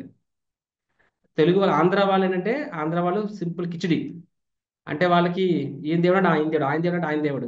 ఎవరైనా సరే అందరినీ యాక్సెప్ట్ చేస్తారు, ఎందుకంటే మనకి ఎవరికి తెలుగు ఆంధ్ర వాళ్ళు దే ఆర్ సింపుల్ పీపుల్. వాళ్ళకి అంటే వాళ్ళు ఇంటలెక్చువల్గా అనలిటికల్గా స్ట్రాంగ్, చదువుల్లో స్ట్రాంగ్, సిద్ధాంతపరంగా తెలుగు వాళ్ళు చాలా సరళం, వాళ్ళకి సాలిడ్ సిద్ధాంతం ఉండదు. ఇప్పుడు Tamilians are not like that. Tamilians are solid, వాళ్ళకి సాలిడ్ ఫిలాసఫీ, ఇంటలెక్చువల్స్ ఉంటారు వాళ్ళు. సో తమిళ్లో మనం చూసినట్లయితే నాస్తికత్వం బీభత్సం అనమాట. నాస్తికత్వానికి ముఖ్య కారణం ఏంటి అంటే స్మార్త. ఇప్పుడు బ్రాహ్మణులు అనేవాళ్ళు, ఇప్పుడు ఫర్ ఎగ్జాంపుల్ శూద్రుల్ని ఎందుకు మందిరాల్లో రాణించేవారు కాదు? Simple concept. ఎందుకు రాణించేవారు కాదంటే, అరే వాళ్ళు చేసే వృత్తి ఎలాంటిది, వారు చేసే వృత్తి కొంచెం అశుద్ధంగా ఉంటుంది, అండక పనులు ఉంటారు, కాబట్టి భగవంతుడు because absolutely pure, so naturally వాళ్ళ అలవాట్లకి వాళ్ళకు ఉన్న వాటికి they said don't come, contaminate చేయొద్దు అని చెప్పి. కానీ ఈ రోజు బ్రాహ్మణుడు అయితే క్షత్రియ వైశ్యులు అందరూ కూడా మంగళకొట్లో పనిచేస్తున్నారు, ఇది వెళ్తున్నా అది వెళ్తున్నా, అన్ని రకాల పనులు చేస్తారు, అందరూ అన్ని రకాల పనులు చేస్తున్నారు. అప్పుడు శూద్రుడు ఏంటి, బ్రాహ్మణుడు ఏంటి, క్షత్రుడు ఏంటి? సో సూత్రం ఏంటి? భగవంతుని సేవలో అపరాధాలు కలగకూడదు, అది సూత్రం. ఆ సూత్రం కోసం శూద్రులు వద్దు అని చెప్పారు అప్పుడు. ఎందుకంటే ఎవడి పని వాడు చేసేవాడు కాబట్టి, క్షత్రుడు లాగానే పని చేసేవాడు, వేరే పని చేసేవాడు కాదు, చచ్చిపోయేవాడు. శ్రేయాన్ స్వధర్మం శ్లోకం వస్తుంది కదా, సో పరధర్మ వివర్జిత అని చెప్పి, అంటే వేరే ధర్మం చేసేవాడు కదా, ప్రాణం పోయింది కానీ తన ధర్మం చేసేవాడు స్వధర్మం, అదర్వైజ్ పోయింది కానీ వేరే ధర్మం చేసేవాడు కాదు. కాబట్టి వారి వృత్తిపరంగా వాళ్ళు ప్యూర్గా ఉండేవాళ్ళు, కాబట్టి దే కుడ్ యాక్చువల్ అంటారు. శూద్ర అనే వాళ్ళకి వేరే రకంగా భగవంతుడు బయటకు వచ్చేవాడు, రకరకాలుగా వాళ్ళకి. అండ్ శాస్త్ర ప్రకారంగా కూడా ఇప్పుడు స్త్రీకి గురుకులాలకు పంపించేవారు కాదు కదా, స్త్రీని ఇంట్లోనే ఉంచేవాళ్ళు, పురుషుడు గురుకులాలకు పంపించేవాళ్ళు. కానీ పురుషుడికి సేవ చేయడం ద్వారా స్త్రీ కూడా మోక్షాన్ని పొందేది. అలా శాస్త్రం చెప్పబడింది. సిమిలర్గా అల్టిమేట్గా ప్రిన్సిపల్ ఏంటి? నన్ను ఎందుకు గుడికి రానివ్వట్లేదు అని గొడవ పడడం. అల్టిమేట్ గుడికి ఎందుకు వెళ్ళాలనుకుంటున్నావు? భగవంతుని ప్రసన్నం చేసుకోవడం కోసం. భగవంతుని నెక్స్ట్ భగవంతుని ప్రేమ, నెక్స్ట్ భగవంతుడి ధామం చేరుకోవడము అని భగవంతుడు స్వయంగా చెప్పాడు. నన్ను ఎలా ప్రసన్నం చేసుకోగలవు? మిగతా 3 వర్ణాలని సేవ చేయడం ద్వారా. ఎలా భగవంతుడి ధామం చేరుకోగలవు? మిగతా 3 వర్ణాలని సేవ చేయడం ద్వారా నువ్వు నా ధామానికి వస్తావని చెప్పి. సో అలాంటప్పుడు అది ప్రిన్సిపల్. ఆ ప్రిన్సిపల్ ఆయన బయటకు లోపలికి వెళ్లకుండానే ఆయన సాధించగలడు. సో ఇది యాక్చువల్గా అండర్లైన్ ప్రిన్సిపల్. కానీ ఇప్పుడు వర్ణ సంకర పేరుతోని అందరూ అన్ని పని చేసినప్పుడు శూద్రుడు ఏంటి ఇదేంటి, అందరూ కూడా జన్మత జాయిత శూద్ర, అందరూ కూడా ఒకలాంటి మనుషులే ఈరోజు. సో అలాంటప్పుడు ఒకరిని రానివ్వడం ఏంటి, ఒకరు రానివ్వడం అంటరానితనం ఏంటి? ఇది దారుణం కాదా? రైట్. సో బికాస్ ఆ ప్రిన్సిపల్ని పక్కన పెట్టేసి ఆ డీటెయిలింగ్ని గట్టిగా పట్టుకోవడం వల్ల ఏమైంది, ఒక వర్గాన్ని పూర్తిగా మనం వెలేస్తాం. అంటే సమాజంలో ఒక బ్రాహ్మణుడు ఉంటే 9 క్షత్రియులు ఉంటారు, 90 మంది వైశ్యులు ఉంటారు, 900 మంది శూద్రులు ఉంటారు. 1000లో 900 మంది గుర్తుపెట్టండి, 1000లో 900 మంది శూద్రులు అయితే, 90 మంది వైశ్యులు అయితే, 9 మంది క్షత్రులు అయితే, ఒకడు బ్రాహ్మణుడు. ఇది రేషియో. సో 1000లో 900 మంది నువ్వు వెలివేసేస్తే నువ్వు ఏమవుతుంది మన ధర్మం? వాళ్ళకి నాలెడ్జ్ ఇవ్వకుండా, ఒకప్పుడు ఒక నాలెడ్జ్ ఉండేది, వాళ్ళు హ్యాపీగా ఉండేవాళ్ళు. నేను చూడలేకపోయినా పర్వాలేదు, నేను నా స్వామి చూస్తున్నాడు చాలు అని చెప్పి. స్త్రీ కూడా అలాగే అడుగుతుంది, నా భర్త డైరెక్ట్గా గురువు దగ్గర సేవ చేస్తున్నాడు, నేను భర్త ద్వారా గురువు జ్ఞానం పొందేది. ఈరోజు భార్య కూడా గురువుని కలుస్తుంది కదా. విమెన్ ఆల్సో డైరెక్ట్లీ మీటింగ్ గురువు ఆర్ నాట్ కలుస్తున్నారు. ఎందుకంటే స్త్రీ శరీరం అయితే పురుష శరీరం అయితే ఈరోజు అందరూ అన్ని పనులు చేస్తున్నారు.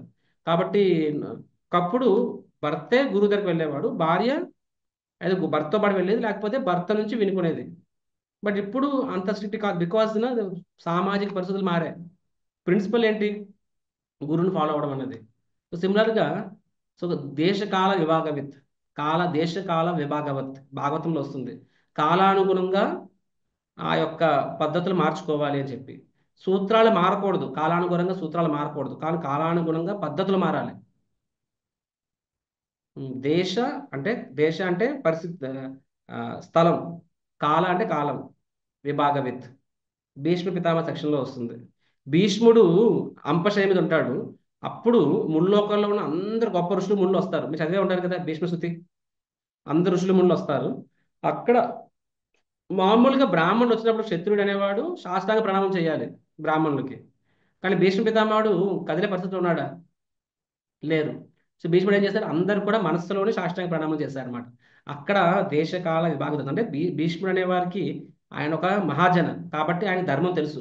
కాబట్టి ఆ ధర్మాన్ని దేశకాల విభాగవిత్, అంటే ఆ స్థలము, ఆ కాలము, పరిస్థితుల దృష్ట్యా అదే సిద్ధాంతాన్ని ఇంకోలా పాటించాడు. అంటే నిజంగా లేచి సాష్టాంగ ప్రణామం చేయడం బదులు మనసులోనే సాష్టాంగ ప్రణామం చేశారని చెప్పి. అక్కడ ఋషులు అందరికి కూడా తెలుసు భీష్ముడు మాకు సాష్టాంగ ప్రణామం చేశారని చెప్పి, బికాస్ వాళ్ళకి అర్థమవుతుంది. సో ఎవరు కూడా అపరాధం ఫీల్ అవ్వలేదు. అదనంగా క్షత్రుడు అనేవాడు లేచి నిల్చోపోతే బ్రాహ్మణుడు వచ్చినప్పుడు, అప్పుడు ఇంద్రుడికి ఏమైంది, బృహస్పతి వచ్చాడు, ఇంద్రుడు నిల్చోలేదు, ఇంద్రుడు ఏమైపోయాడు, శపించబడ్డాడు కదా.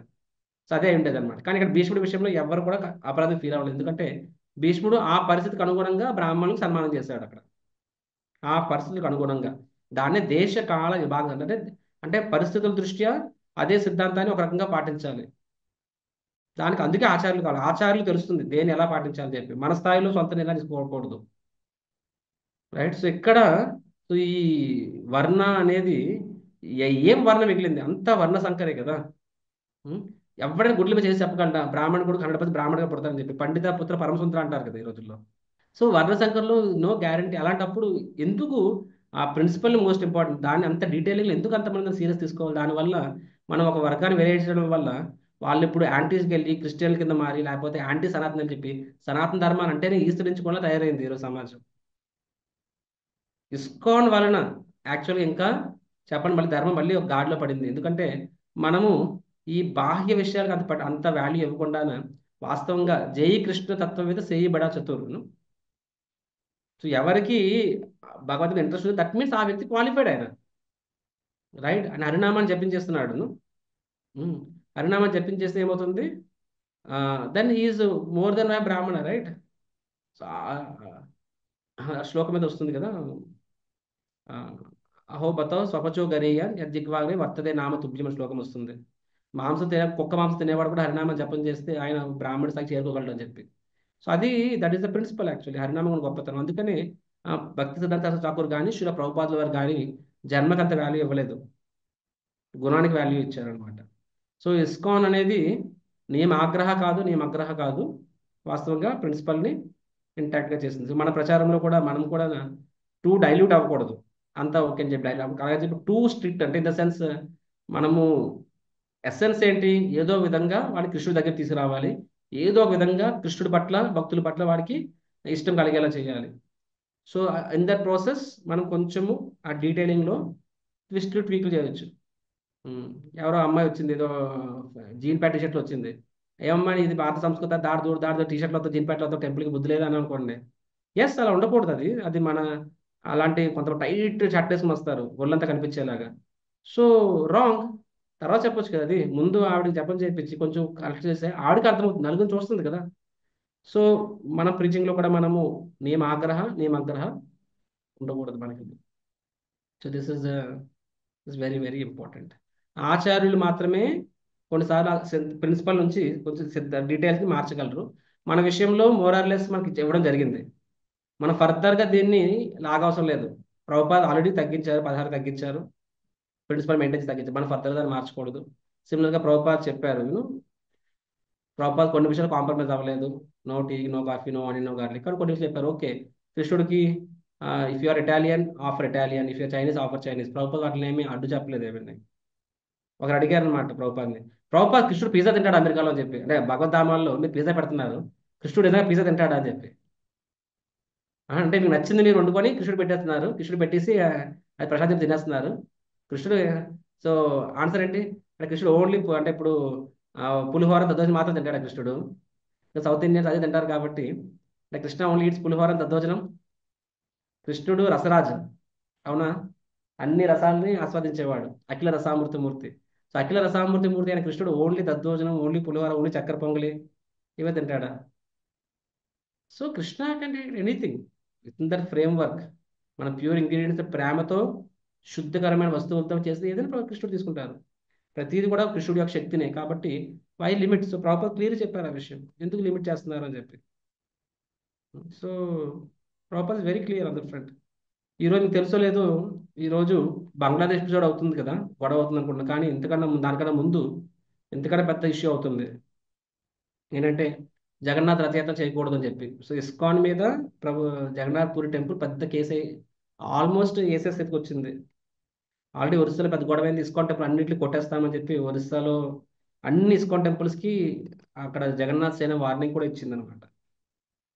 వాళ్ళు ప్రెస్లో కూడా అన్ని మీడియాలో కూడా ఓపెన్గా చెప్పారు, ఈవెన్ ప్రభుత్వం కూడా అక్కడ జగన్నాథ్ కర్ణిసేన అని చెప్పి అందరూ టెంపుల్స్ పడగొట్టేస్తాం, ఏం చేసుకుంటారో చేసుకోండి అని చెప్పి. వాళ్ళ బాధ ఏంటి అంటే, మన రథయాత్రలు వివిధ సమయాల్లో చేస్తున్నామని చెప్పి. సో అప్పటికి వాళ్ళు చెప్పారని చెప్పి ఇండియాలో రథయాత్రలు ఇప్పుడు ఆ 9 రోజుల్లోనే చేస్తున్నారు. దాన్ని దాన్ని వాళ్ళు చెప్పారు, కానీ ఫారెన్లో కూడా వేరే రోజు చేశారని చెప్పి వాళ్ళు గొడవపడ్డారు అనమాట. సో అక్కడ వాతావరణం దృష్ట్యా, పరిస్థితి దృష్ట్యా అది సాధ్యం కూడా కాదు. వాళ్ళు ఏమంటారు, సాధ్యం కాకపోతే చేయడం మానేయండి, అదే రోజు చేయండి అంటున్నారు. సో భక్తి పురుషోత్తం మహారాజ్, అదర్ డివోటీస్ వాళ్ళ శాస్త్రాల నుంచి శ్లోకాలు కూడా చూపిస్తున్నారు. చూడండి ఇక్కడ జగన్నాథ్ ఎలా చెప్పాడు, ఇది మోస్ట్ ప్రిన్సిపల్. ఇది జగన్నాథుడు అంటే జగత్తుకు నాథుడు ఆయన, కాబట్టి మనం ఎందుకు వాళ్ళని లిమిట్ చేసేస్తున్నాం ఒక్కరికి అని చెప్పి. అండ్ జగన్నాథ్ చెప్పాడు, రథం మీద I will be most happy అని చెప్పి. So why we're so rigid, ఎందుకు అన్య మతాలు సరే ఫారినర్స్ని ఎందుకు తీసుకురావడం వెళ్ళకూడదు? సరే వాళ్ళు విదేశీయుల ప్రాబ్లమా మీకు, లేదా లేచా శూద్ర ప్రాబ్లమా? లేచా శూద్ర ప్రాబ్లం అర్థమవుతుంది అట్లీస్ట్. బట్ వాళ్ళు వైష్ణవులు అయ్యారు, శుద్ధ భక్తులు అయ్యారు. పరంపూజ్ జయపత మహారాజ్, పరంపూజ్ రాజనాథ్ మహారాజ్, ఇంతకన్నా శుద్ధ భక్తులు ఎవరు ఉన్నారు? అరే మాంసం తినేవాళ్ళు, గోమాంసం తినేవాళ్ళు కూడా హిందువులు లోపలికి వెళ్ళి దర్శనం చేసుకున్నారు జగన్నాథ్కి. వాళ్ళకన్నా వీళ్ళేమి తగ్గారా?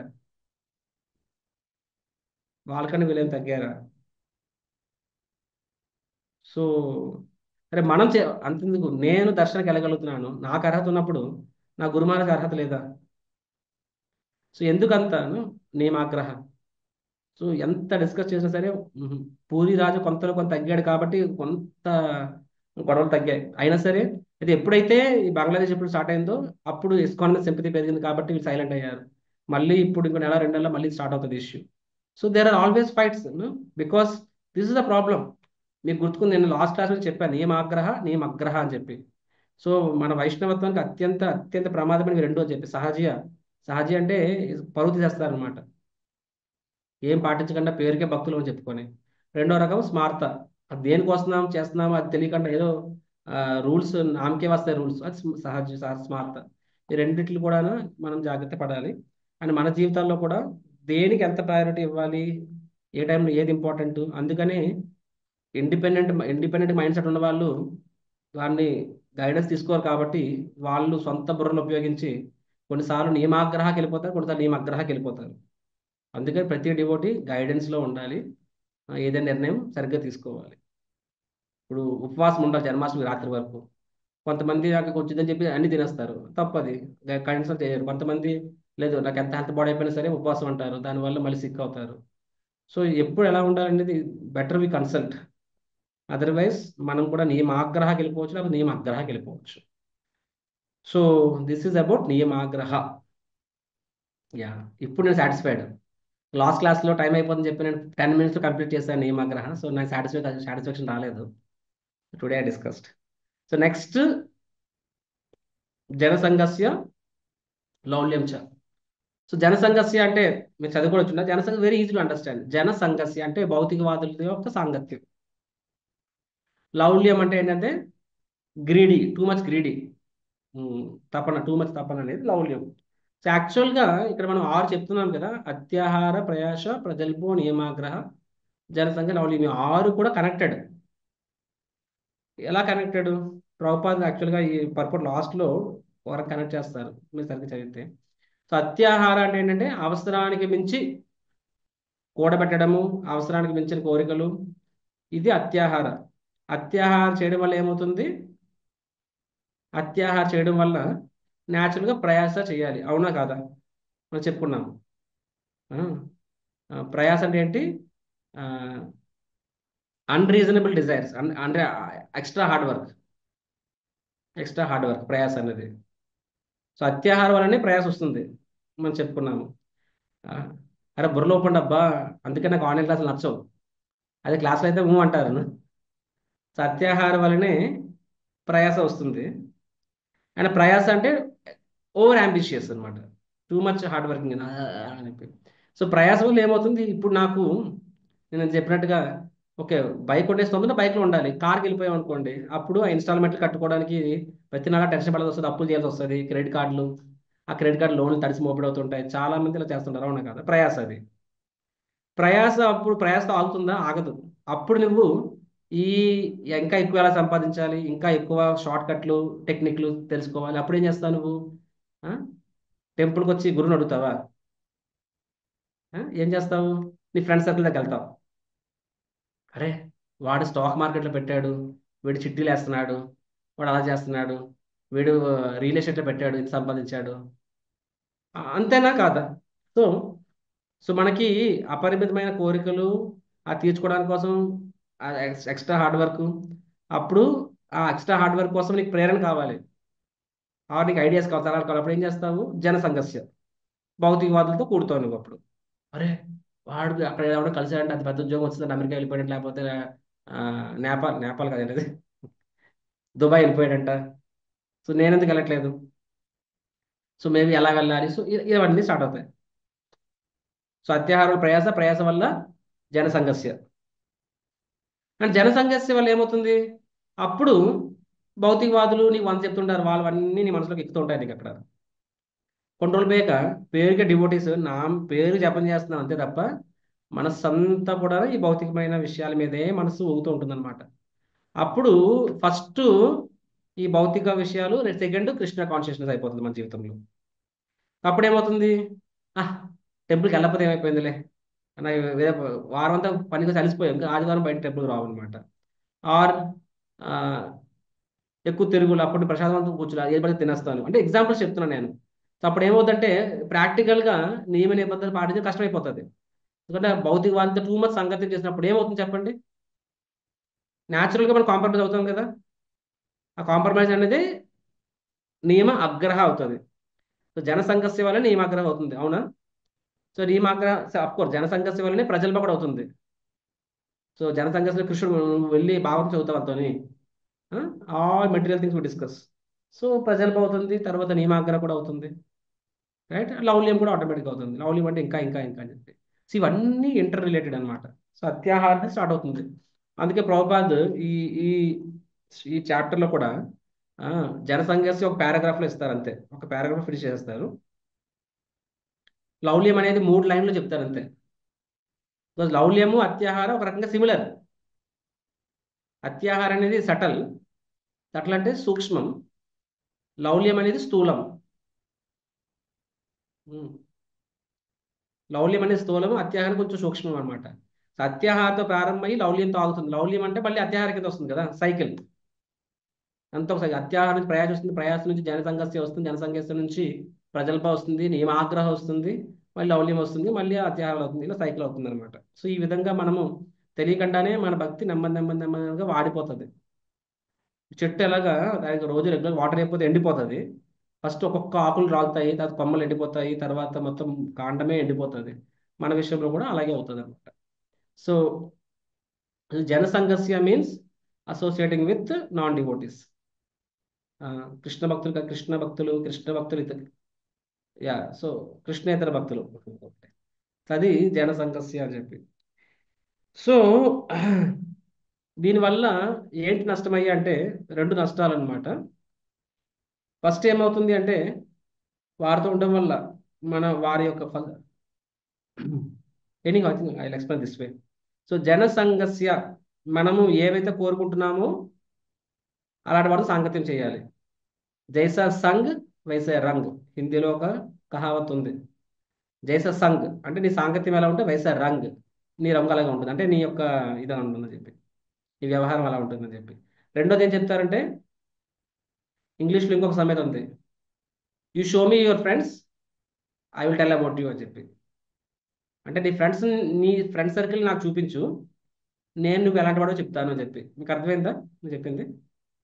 ఆ, నీ గురించి నాకు చెప్పవలసిన లేదు, నువ్వు నీకు చెప్పని అవసరం లేదు, నీ ఫ్రెండ్ సర్కిల్లో చూపించాలు, నేను చెప్పేస్తాను ఎలాంటి వాడు అని చెప్పి. ఇది ఇంగ్లీష్ ఒక సామెత అనమాట. కాబట్టి కాబట్టి మనము ఏదైతే కోరుకుంటామో అటువంటి వాటితో సాంగత్యం చేయాలి. అందుకని ప్రభుపాద భాషలో ఏమని రాస్తారంటే, చాలా మంది డబ్బు డబ్బు అత్యాహారం అంటారు. అత్యాహారం అంటే అల్టిమేట్ మనీ. ఈ రోజులు అన్ని మనీతో ముడిపడి ఉంటాయి కాబట్టి మనీ. సో మనీ కావాలి. సో న్యాచురల్ వాళ్ళు ఏం చేస్తారు, అలాంటి ఫారమ్స్. యాక్చువల్గా బయట ఎన్ని ఫారమ్స్ ఉన్నాయి, stock exchange forms. Prabhupada chamber of commerce అని రాస్తారు ఎక్స్ప్లిసిట్లీ. నేను షాక్ అయ్యానంటే ప్రభుపాద టైంలో కూడా ఛాంబర్ ఆఫ్ కామర్స్ ఉందా అని చెప్పి. ఎందుకంటే మేము కూడా ఛాంబర్ ఆఫ్ కామర్స్ కట్టడం ట్రై చేస్తున్నాం కాబట్టి. సిఐఐ, కాన్ఫెడరేషన్ ఆఫ్ ఇండియా అని చెప్పి, ఇండస్ట్రీస్ ఆఫ్ ఇండియా అని చెప్పి, ఛాంబర్ ఆఫ్ కామర్స్ అని చెప్పి. సో ప్రభుపాద్ కూడా రాస్తారు ఛాంబర్ ఆఫ్ కామర్స్ అని చెప్పి, ఈ club, Lions club, rotary clubs అని చెప్పి. ఇవన్నీ ఏంటి అంటే ఒక రకమైన మనస్తత్వం ఉన్న వాళ్ళు ఇలా క్లబ్ల కింద తయారు చేసుకొని వాటిలో కలిసి చేస్తారు. తద్వారా ఏమవుతుంది, వాళ్ళకి ఉత్సాహం వస్తుంది. ఇప్పుడు భౌతిక సేవ చేయాలనుకున్న వాడు ఏం చేస్తాడు, లయన్స్ క్లబ్లో జాయిన్ అవుతాడు, రోటరీలో జాయిన్ అవుతాడు, లేకపోతే ఏదో అంటాడు. సో ఆ విధంగా ఏమవుతుంది, ఆ నలుగురు యొక్క సాంగత్యం వల్ల వీడు కూడా ఇంకా 10 మంది భౌతిక సేవ చేస్తాడు. సిమిలర్గా దేశభక్తి ఏదో అనుకుంటూ ఉంటారు, వాళ్ళు ఆర్ఎస్ఎస్ అంటారు అనమాట. అలా జాయిన్ అవడం వల్ల ఏమవుతుంది, వాడి ఉత్సాహానికి 10 మంది ఉత్సాహం ఇంకా తోడవుతుంది. సో ప్రభుపాద్ కూడా పాజిటివ్ ఏమని రాస్తారు, సిమిలర్గా ఆధ్యాత్మిక జీవితంలో పురోగతి సాధించడం కోసం సంస్థ అవసరం, అందుకని ఇస్కాన్ సంస్థ స్థాపించబడింది అని ప్రభుపాద్ రాస్తారు అక్కడ భాష్యం ఈ బుక్ లో. సో ఇస్కాన్ సంస్థ దీనికోసమే ఉంది. ఇప్పుడు చాలా మంది అంటారు, ప్రభుజీ ఈ ఆర్గనైజ్డ్ రిలీజియన్, నాకు భగవంతుని నమ్ముతాను, ధర్మాన్ని నమ్ముతాను, కానీ సంస్థలు నమ్మను అంటారు చాలా మంది.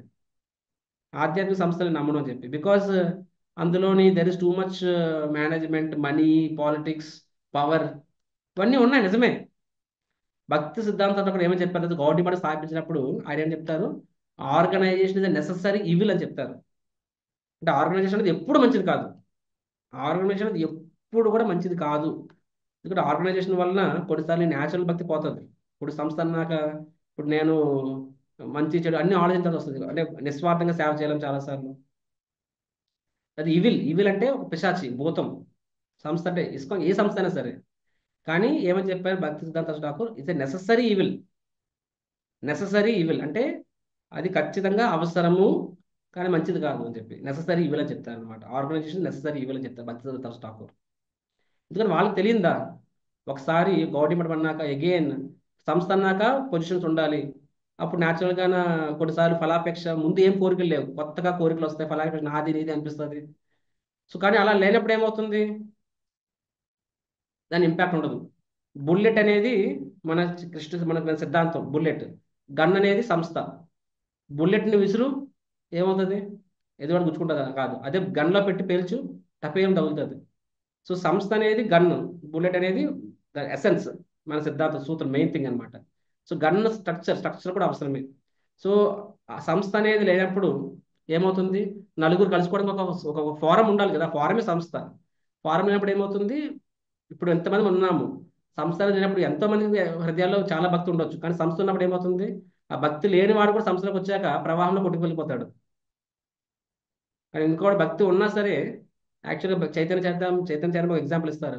మన భక్తి ఒక నీటి చుక్క లాంటిది. నీటి చుక్క అనేది సముద్రానికి చేరుకోగలదా? కొంచెం దూరం వెళ్ళినప్పుడు ఎండిపోద్ది అనమాట, కింద లాగేస్తుంది. సిమిలర్గా ఈ భవసాగరంలో, ఈ భౌతిక ప్రపంచంలో మన ఎంత ఏదో ఒక లీటర్ వాటర్ బాటిల్, లీటర్ నీళ్ళు ఉంటాయి మన భక్తి అనేది. అది కొంచెం దూరం వెళ్ళాలన్నా ఎండిపోద్ది, కింద లాగేస్తుంది. అదే నది ప్రవాహం లేస్తే ఏమవుతుంది? మన భక్తి నీటి చుక్కంత అయినా సరే ఆ ప్రవాహంలోకి వెళ్ళిపోయి సముద్రంలో కలుస్తుంది అనమాట. అది సంఘ. అందుకని సంఘ అనేది అంత ముఖ్యం. సో ఆర్గనైజేషన్ అనేది ఒక స్ట్రీమ్, ఛానల్, కెనాల్ లాంటిది అనమాట. అది మనల్ని ముందుకు తీసుకెళ్తుంది. కాబట్టి మనకి ఇంట్రెస్ట్ లేకపోయిన భక్తులు నలుగురితో కలుసున్నప్పుడు ఆటోమేటిక్గా మనము ఆ, అందరితో కలిపి మనం కూడా చేస్తూ ఉంటాము. ఆ విధంగా నెమ్మదిగా మనం కూడా ముందుకు వెళ్తూ ఉంటాం. So it is a necessary. కొంతమందికి అర్థం కాకపోవచ్చు. వాళ్ళు ఏదో నాకు ఇవన్నీ ఏం వద్దు, నేను నిస్వార్థం సేవ చేసి అనుకుంటారు. వాళ్ళు ఊహలోకలు బతికేస్తుంటారు, ఐడియలిస్టిక్ వరల్డ్. బట్ రియలిస్టిక్ వరల్డ్లో ఈ సంస్థలాగా 100 రకాల public, PR, finances, government things, ఎంత తలనొప్పిని హ్యాండిల్ చేయాల్సి, అది థ్యాంక్లెస్ టాస్క్. ప్రతి ఒక్కరికి కోరికలు ఉంటాయి. నేను కూడా హ్యాపీగా వైష్ణవ భజన పాడుకుంటాను, నేను కూడా హ్యాపీగా వృందావనం 4 రోజులు ఉండొస్తాను అని చెప్పి మనం చేయలేకపోవచ్చు. కానీ అది చేయాల్సిందే, అది నెససరీ. అప్పుడే ఆ సంస్థ ప్రభావం ఉంటుంది. ఆ ప్రభావం వలన చాలా మంది కనెక్ట్ అవ్వగలుగుతారు అనమాట. సో బయట కూడా ఫారమ్స్ ఉన్నాయి. అవి జనసంఘ, అంటే నీవేం కావాలనుకుంటే ఆ సాంగత్యంలో నువ్వు ఉండాలి.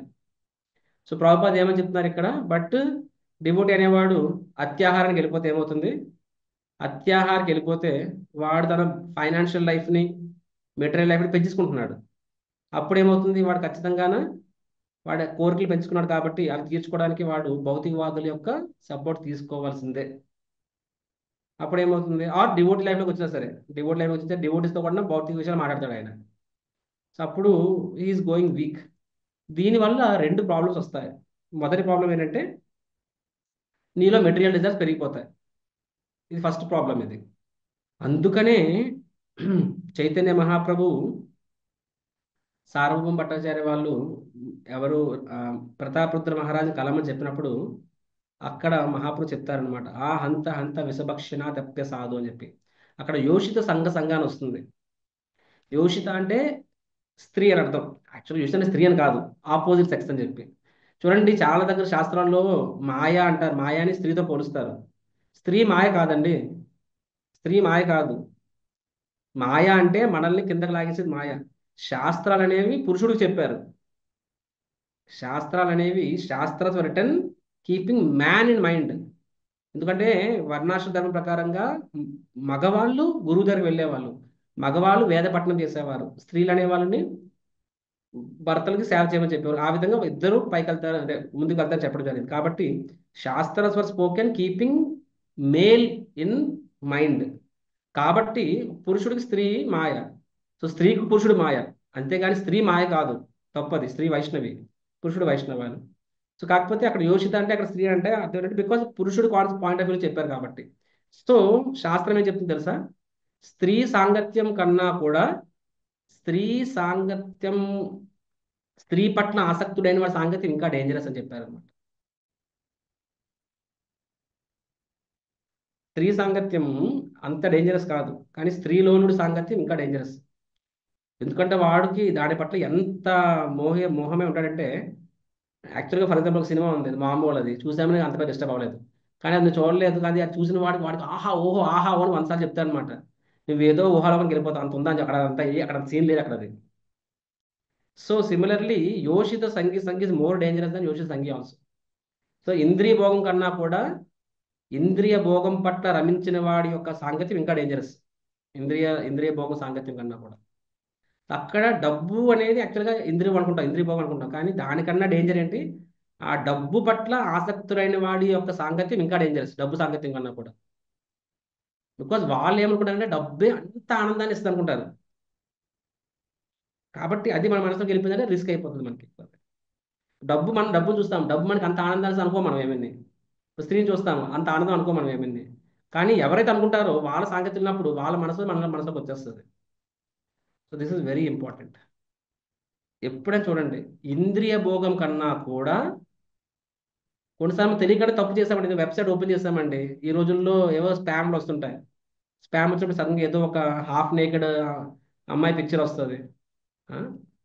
సో ఎంతని అవాయిడ్ చేస్తాము, ఎవరైనా అవాయిడ్ చేస్తాం. ఈ రోజుల్లో ఇవన్నీ కామన్ ఇది ఎంత అన్నది. సో అది మనల్ని మనసు కొంచెం కంటామినేట్ చేయొచ్చు, కానీ అక్కడితో దాన్ని మనం మర్చిపోవచ్చు. కానీ అంటే అక్కడికి ఏంటంటే ఒక ఇంద్రియ భోగం నీ కళ్ళ ముందుకు వచ్చింది, అది నువ్వు సిన్సియర్ అయితే దాన్ని అక్కడితో ఆపేస్తావు. కానీ ఆ ఇంద్రియ భోగం కన్నా కూడా ఇంద్రియ భోగం పట్ల రమించిన వాడు, ఎవడైతే రమిస్తాడో ఇంద్రియ భోగం అంటే అది పట్ల ఆసక్తి ఉంటాడో, అది మనకు డేంజర్ అనిపించదు. అది ఆడు మగాడే కావచ్చు, ఉమ్, స్త్రీ కూడా కాదు, కానీ వాడి మనస్సు వాటి మీద ఉంటుంది. కాబట్టి వాళ్ళ ప్రవర్తన మాట అంతా కూడా మనకు తెలియకుండా సటిల్గా మనల్ని చేస్తుంది. Because they believe too much in అయినా.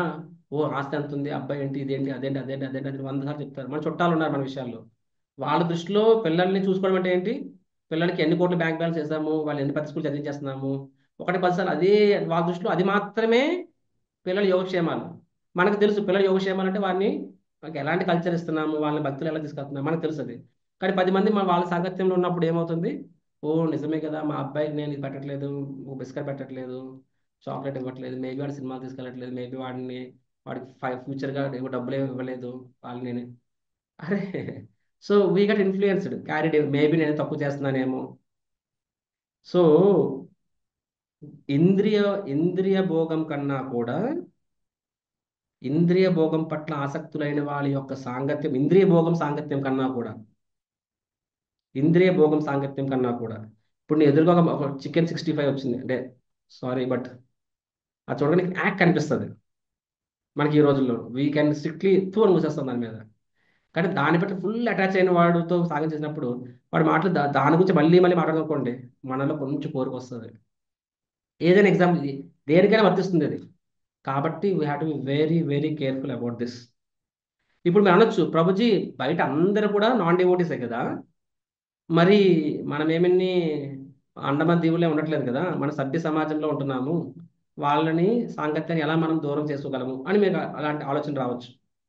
బికాజ్ మనం జాబ్కి వెళ్తున్నాం, చుట్టుపక్కల డివోటీస్ ఉన్నారా, అంత నాన్ డివోటీసే. మనం గృహస్థనే కూడా ఉద్యోగంకి వెళ్ళాలి. బ్రహ్మచారులు మేమైనా సరే టెంపుల్ నడవాలంటే 10 మందిని కలవాలి. వాళ్ళు ఏదేదో చెప్తూ ఉంటారు అనమాట. స్వామీజీ అమరావతి ఇలాగ అలాగా ఎన్ని కోట్లు, ఎన్ని వేల కోట్లు, అన్ని వేల కోట్లు, లక్షల కోట్లు ఏవో మాట్లాడుతుంటారు అలాగా. సో ఎవరు వీటిని కాదని చెప్పలేరు. We cannot run away from this. So మరి ఎలాగా అది. సో ఇక్కడ మనం అర్థం చేసుకోవాలి అంటే అసోసియేషన్, సాంగత్యం అంటే ఏంటి తెలుసా, నోట్ చేసుకోండి దయచేసి ఈ పాయింట్. సో నాన్ డివోటీని కలిసినంత మాత్రాన జనసంఘ కాదు. అసోసియేషన్ అంటే exchanging of hearts, exchanging of emotions, exchanging of emotion, exchanging of heart. ఇప్పుడు నేను కూడా 10 మంది నాన్ డివోటీస్ కలిసి వస్తుంటాను డైలీ. కానీ అక్కడ నేను వెరీ క్లియర్, నేను ఎమోషనల్ కనెక్షన్ ఏర్పరచుకోను. అండ్ ఎమోషనల్ ఏర్పరచుకున్న ఐ గివ్. యాక్చువల్గా నేను చెప్పింది వాళ్ళు వినేలా చేస్తాను, వాళ్ళు చెప్పింది నేను నా హార్ట్ షీల్డ్ చేసేస్తాను అనమాట. So I shield my heart. అంటే వినాలి కాబట్టి వింటాను తప్ప నాకు అందులో 1% కూడా ఎమోషనల్గా కనెక్ట్ అవ్వను. మీరు గమనిస్తే చక్రధారి దశ అనేవాడు ఒక రకంగా ఉంటాడనమాట. చాలా మంది ఈవెన్ నాకు ఒకరి సాంగత్యం వద్దనుకున్నప్పుడు బాహ్యంగా పడదు, కానీ ఎమోషనల్గా నేను అంత క్లోజ్ అవ్వను నేను. ఇంకా దాని నాకు మంచిది కాబట్టి అది. సో నాన్ డివోటీ విషయంలో ఇంకా డివోటీస్తోనే ఇలా ఉంటాయి, నాన్ డివోటీస్ ఎలా ఉంటాను నేను. సో వాళ్ళతో చాలా ఫ్రెండ్షిప్ చేస్తాను. చాలా మంది నాన్ డివోటీస్ కూడా నేను చక్రధారి దాస్ అంటే చాలా ఇష్టపడతారు, ప్రభుజీ ఏది సేవ ఇవ్వండి అని చెప్పి. సో అలా అని చెప్పి వాళ్ళతో ఫ్రెండ్షిప్ చేయాలి, చేయకపోతే వాళ్ళు ముందుకు రారు. నువ్వు ఒకరికి ప్రేమ చూపించకపోతే వాడు భక్తులకు రాడాడు. ప్రేమ చూపించకపోతే వాడు భక్తులకు రారు. ఎవరు ప్రేమ చూపించకపోతే భక్తులకు రారు, ఒక రిలేషన్ ఏర్పరచుకోకపోతే వాళ్ళు లోపలికి రారు. కానీ ఆ రిలేషన్ ఏర్పరచుకునే ప్రక్రియలో హార్ట్ షేరింగ్ అని ఉంటుంది అనమాట. వాళ్ళ హార్ట్ని నువ్వు కనెక్ట్ అవ్వాలి తప్ప వాళ్ళు నీ హార్ట్ కనెక్ట్ అవ్వకూడదు. అంటే you should influence their heart, you should not be influenced by their heart. అంటే మనము వాళ్ళకి సాంగత్యాన్ని ఇవ్వాలి, వాళ్ళ సాంగత్యం మనం తీసుకోకూడదు. ప్రచారంలో ఇది more important. And you're preaching also. మనం ఈ భౌతికవాదం ఎందుకు సాంగత్యం చేస్తాం? ఇప్పుడు గృహస్థుల విషయంలో అంటే జీవనాధారం కోసం సాంగత్యం చేయాల్సిందే. కానీ మిగతా వాళ్ళ విషయంలో చూసినట్లయితే ఎందుకు సాంగత్యం చేస్తాం? మనము ప్రచారం కోసం చేస్తాము. వాళ్ళు ఏదో ఉంటారో వింటూ ఉంటాం మనం కొన్నిసార్లు, తప్పదు. డైరెక్ట్గా నేను భాగవతం చెప్తాను మీరు కూర్చోంటారు అంటే వాళ్ళు ఉండరు, వాళ్ళు ఫ్రెండ్షిప్ చేయాల్సి కొన్నిసార్లు. సో అక్కడ మనము ఏంటది, మనం అక్కడ మన ఎమోషన్స్ని వాళ్ళకి ఇస్తున్నాం, వాళ్ళ ఎమోషన్ మనం తీసుకోవట్లేదు మాట్లాడదు. అంటే so we're not influenced by their emotions. అక్కడ ఎమోషనల్ కనెక్షన్ వచ్చిందా ఏమవుతుంది, మనం తెలియకుండానే మనము కిందకి వెళ్ళిపోతాం. సో ఇది చాలా ఇంపార్టెంట్ ప్రచారం చేసిన. అందుకనే మనం ప్రచారంకి వెళ్ళినప్పుడు కూడా ఎవరికి ఎంత స్తోమతో అంతే చేయాలి. ఆ తర్వాత ఏమవుతుంది, వాళ్ళని భక్తులుగా మార్చే ప్రక్రియలో నువ్వు వాళ్ళతో కలిసి వాళ్ళని ఇక్కడ తీసుకురావాలనుకుంటాము, కానీ వాళ్ళని అక్కడ తీసుకెళ్ళిపోతారు. నువ్వు వాళ్ళని ఇక్కడ తీసుకెళ్ళి పక్కన పెట్టండి. కొన్నిసార్లు అరే నా మెటీరియల్ ఫ్రెండ్స్ వీళ్ళు కూడా భక్తులు తీసుకొస్తాను, మళ్ళీ వాళ్ళతో ఫ్రెండ్షిప్ స్టార్ట్ చేస్తాము, వదిలిస్తుంది దాన్ని. సో మనం వాళ్ళని ఇటువైపు తీసుకురావాలనుకుంటాం, కానీ వాళ్ళు మళ్ళీ అటువైపు తీసుకెళ్ళిపోతారు. కానీ కొంతమంది వెరీ స్పిరిచువల్లీ స్ట్రాంగ్. ఇప్పుడు కబడ్డీ మ్యాచ్ అండి, మనము మ్యాచ్ గెలవాలి అంటే ఆపోజిట్ వైపు వెళ్ళాల్సిందే. వీళ్ళు ప్రచారం చేయాలనుకుంటే వాళ్ళ మన దగ్గర రారు, మనం వెళ్ళాల్సిందే అక్కడికి. సో వెళ్తాం మనం, కానీ ఎంత లోపలికి వెళ్ళాలి? జాగ్రత్తగా వెళ్ళాలి. ఎందుకు లోపలికి వెళ్తాము? వాళ్ళని ముట్టుకొని వాళ్ళని ఇటువైపు తీసుకురావడానికి వెళ్తాము. కానీ మరీ ఎక్కువ లోపలికి వెళ్ళిపోతే ఏమవుతుంది, వాళ్ళని ఎత్తేస్తారు పైకి. కానీ భీమ్సేన్ లాంటి వాడు ఉంటే ఏమవుతుంది, 10 మంది పట్టుకున్నా సరే ఓ ఓ ఓ వచ్చేస్తారు అనమాట. అంటే 10 మంది మొత్తాన్ని ఇటువైపు లాక్కొచ్చేస్తారు. అవునా కదా? ప్రభుపాద్ అమెరికా వెళ్ళాడు, ఒక్కడ వెళ్ళాడు అమెరికా అంతటిని తన లాగా ఇండియా తీసుకొచ్చేసాడు అనమాట. That is Prabhupad. శిల ప్రభుపాద్కి జై. Prabhupad is like Bhimsen. మనం కూడా నేను ఒక్కడనే వెళ్తాను, నువ్వు ఒక్కడ వెళ్తే ఇట్స్ మ్యాటర్ ఆఫ్ టైం. కాబట్టి కాబట్టి సో ప్రభుపాద్ వాళ్ళ సాంగత్యం తీసుకోలేదు, వాళ్ళకి సాంగత్యాన్ని ఇచ్చారు. సో జనసంఘ అంటే భౌతికవాదులు కొంతమంది బ్రహ్మచారులు ఉంటారు, ప్రభుజీ నాకు అసలు నచ్చరు, నాకు స్త్రీలు నచ్చరు, నాకు. సో కొంతమంది నాకు ఇస్ ఆల్ మెటీరియలిస్ట్ మాయా, నేను వాళ్ళతో డీల్ చేయను, women is maya, politicians are maya, donors are maya, I want chant Krishna. అయితే అరే వాళ్ళు మాయ కాదు, వాళ్ళ మాయ కూడా నువ్వు మాయ. ఓకే, వాళ్ళ సాంగత్యం తీసుకుని ఎవరు చెప్పారు నీకు? ఇప్పుడు ఒక స్త్రీతో మాట్లాడినంత మాత్రాన్ని వాళ్ళ సాంగత్యం తీసుకున్నట్టు కాదు, ఒక పొలిటీషియన్తో భౌతికవాదితో మాట్లాడినంత మాత్రాన్ని వాళ్ళ సాంగత్యం కాదు. వాళ్ళ సాంగత్యం నువ్వు తీసుకోవద్దు, వాళ్ళకి సాంగత్యాన్ని నువ్వు, వాళ్ళకి సాంగత్యాన్ని నువ్వు. So Jana Sangh doesn't mean spending time with non devotees. Jana Sangh అంటే భౌతికవాదులతో సమయం వెచ్చించడం కాదు. జనసంఘ అంటే వాళ్ళ వాళ్ళ ద్వారా కొంత ప్రభావం చెందడం అని చెప్పి. But same time we have to be careful. మనం ప్రభుపాద్ అలా చేశారు, శిల ప్రభుపాద్ సింగిల్ లేడీస్తో కూడా ఎంతోమంది డీల్ చేశారు, వాళ్ళతో సేవలు చేయించుకున్నారు. Malati Mataji Prabhupad personal cook. So Prabhupad అంటే many women personal service Prabhupad. So Prabhupad is ఆయన కెపాసిటీ ఉంది, అది we should not be so like that. మనకు అంత కెపాసిటీ లేదు అక్కడ. సో జనసంఘ మీన్స్ అసోసియేషన్, మనం తీసుకోవడం కాదు, మనం వాళ్ళకి ఇవ్వాలి. అండ్ ఆ ప్రయత్నంలో నీకు తెలుసో తెలియకుండానే వారి ప్రభావం నీ మీద పడుతుంది అన్నప్పుడు ఏమక్కడ అర్థమవుతుంది, అక్కడ నువ్వు వాళ్ళ సాంగత్యం తీసుకున్నట్టు వస్తుంది. That means you are taking their association. You have to be very very careful, right? If you're getting influenced, better don't do it.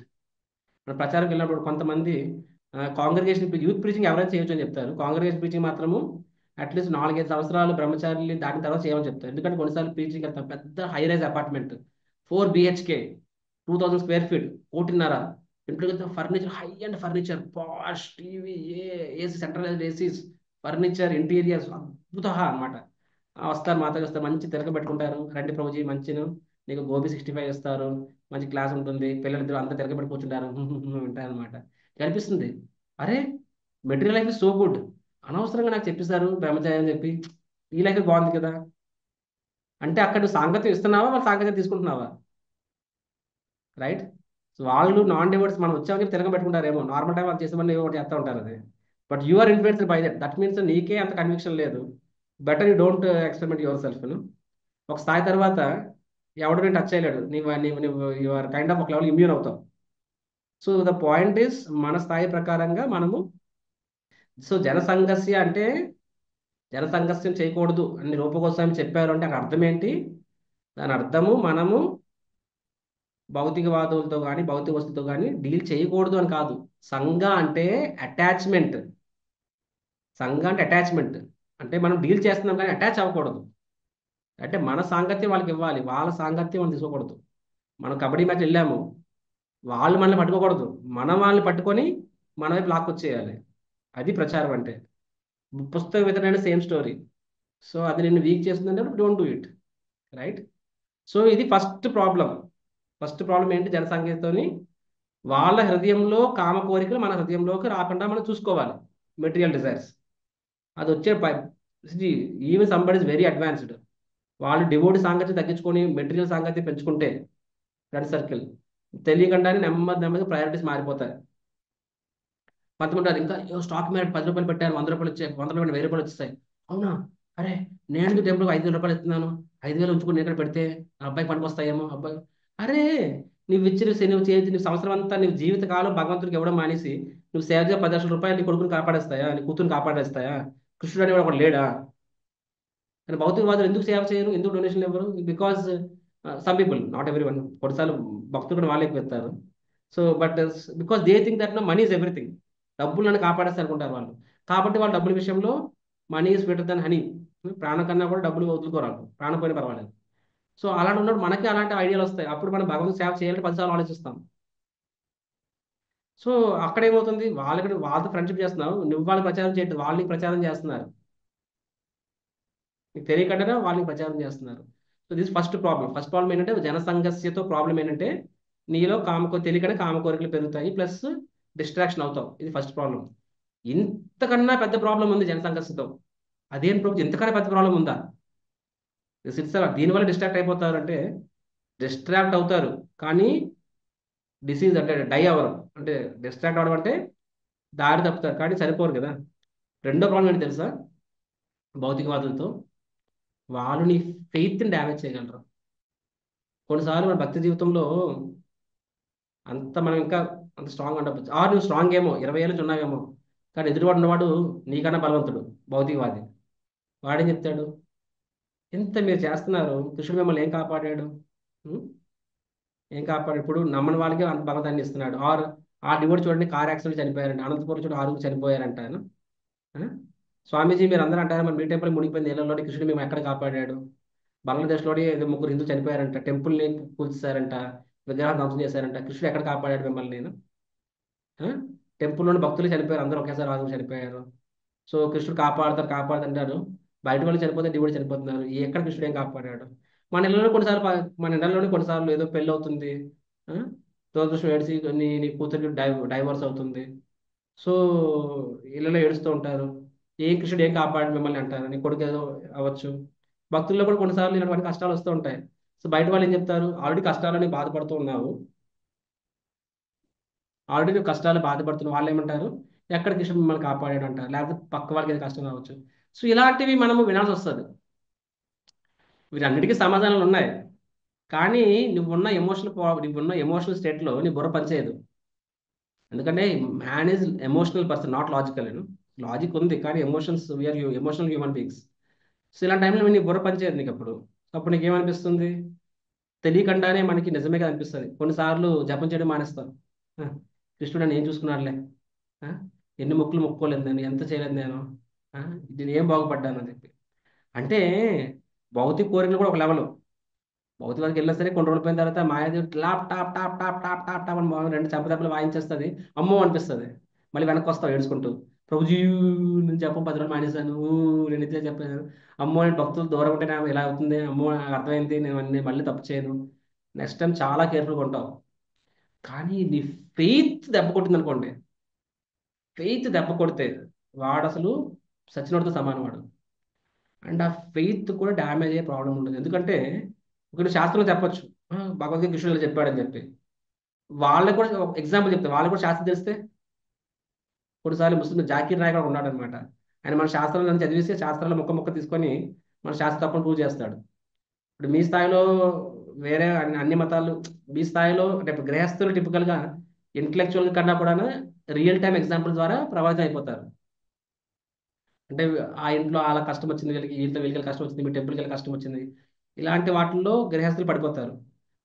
Intellectuals ఇప్పుడు నాలాగా కొంత ఎడ్యుకేటెడ్ యూత్ వాళ్ళు ఎలా పడిపోతారంటే, ఇప్పుడు స్టీఫెన్ హాకింగ్ ఉన్నాడు, అంత పెద్ద సైంటిస్టు, వాడు నాస్తికుడు. డార్విన్ నాస్తికుడు. ఉం? ఈరోజు చైతన్య చరణ్ బాబు వ్యక్తి, చైతన్య చరణ్ బాబు అనే వ్యక్తి ఇస్కాన్లో నెంబర్ 1 ఇంటలెక్చువల్ ఆయన. ఆయన కూడా మధ్యలో ఒకసారి అరే నాస్తికత్వం ఎందుకు, ఇంకా భగవంతుడు ఉన్నాడని ఇంత ఈజీ అర్థమవుతుంది కదా, ఇంకా నాస్తికత ఎందుకు ఉందని చెప్పి వరల్డ్స్ నెంబర్ 1 ఎథిస్ట్ ఎవరు, చార్లెస్ డాకిన్స్.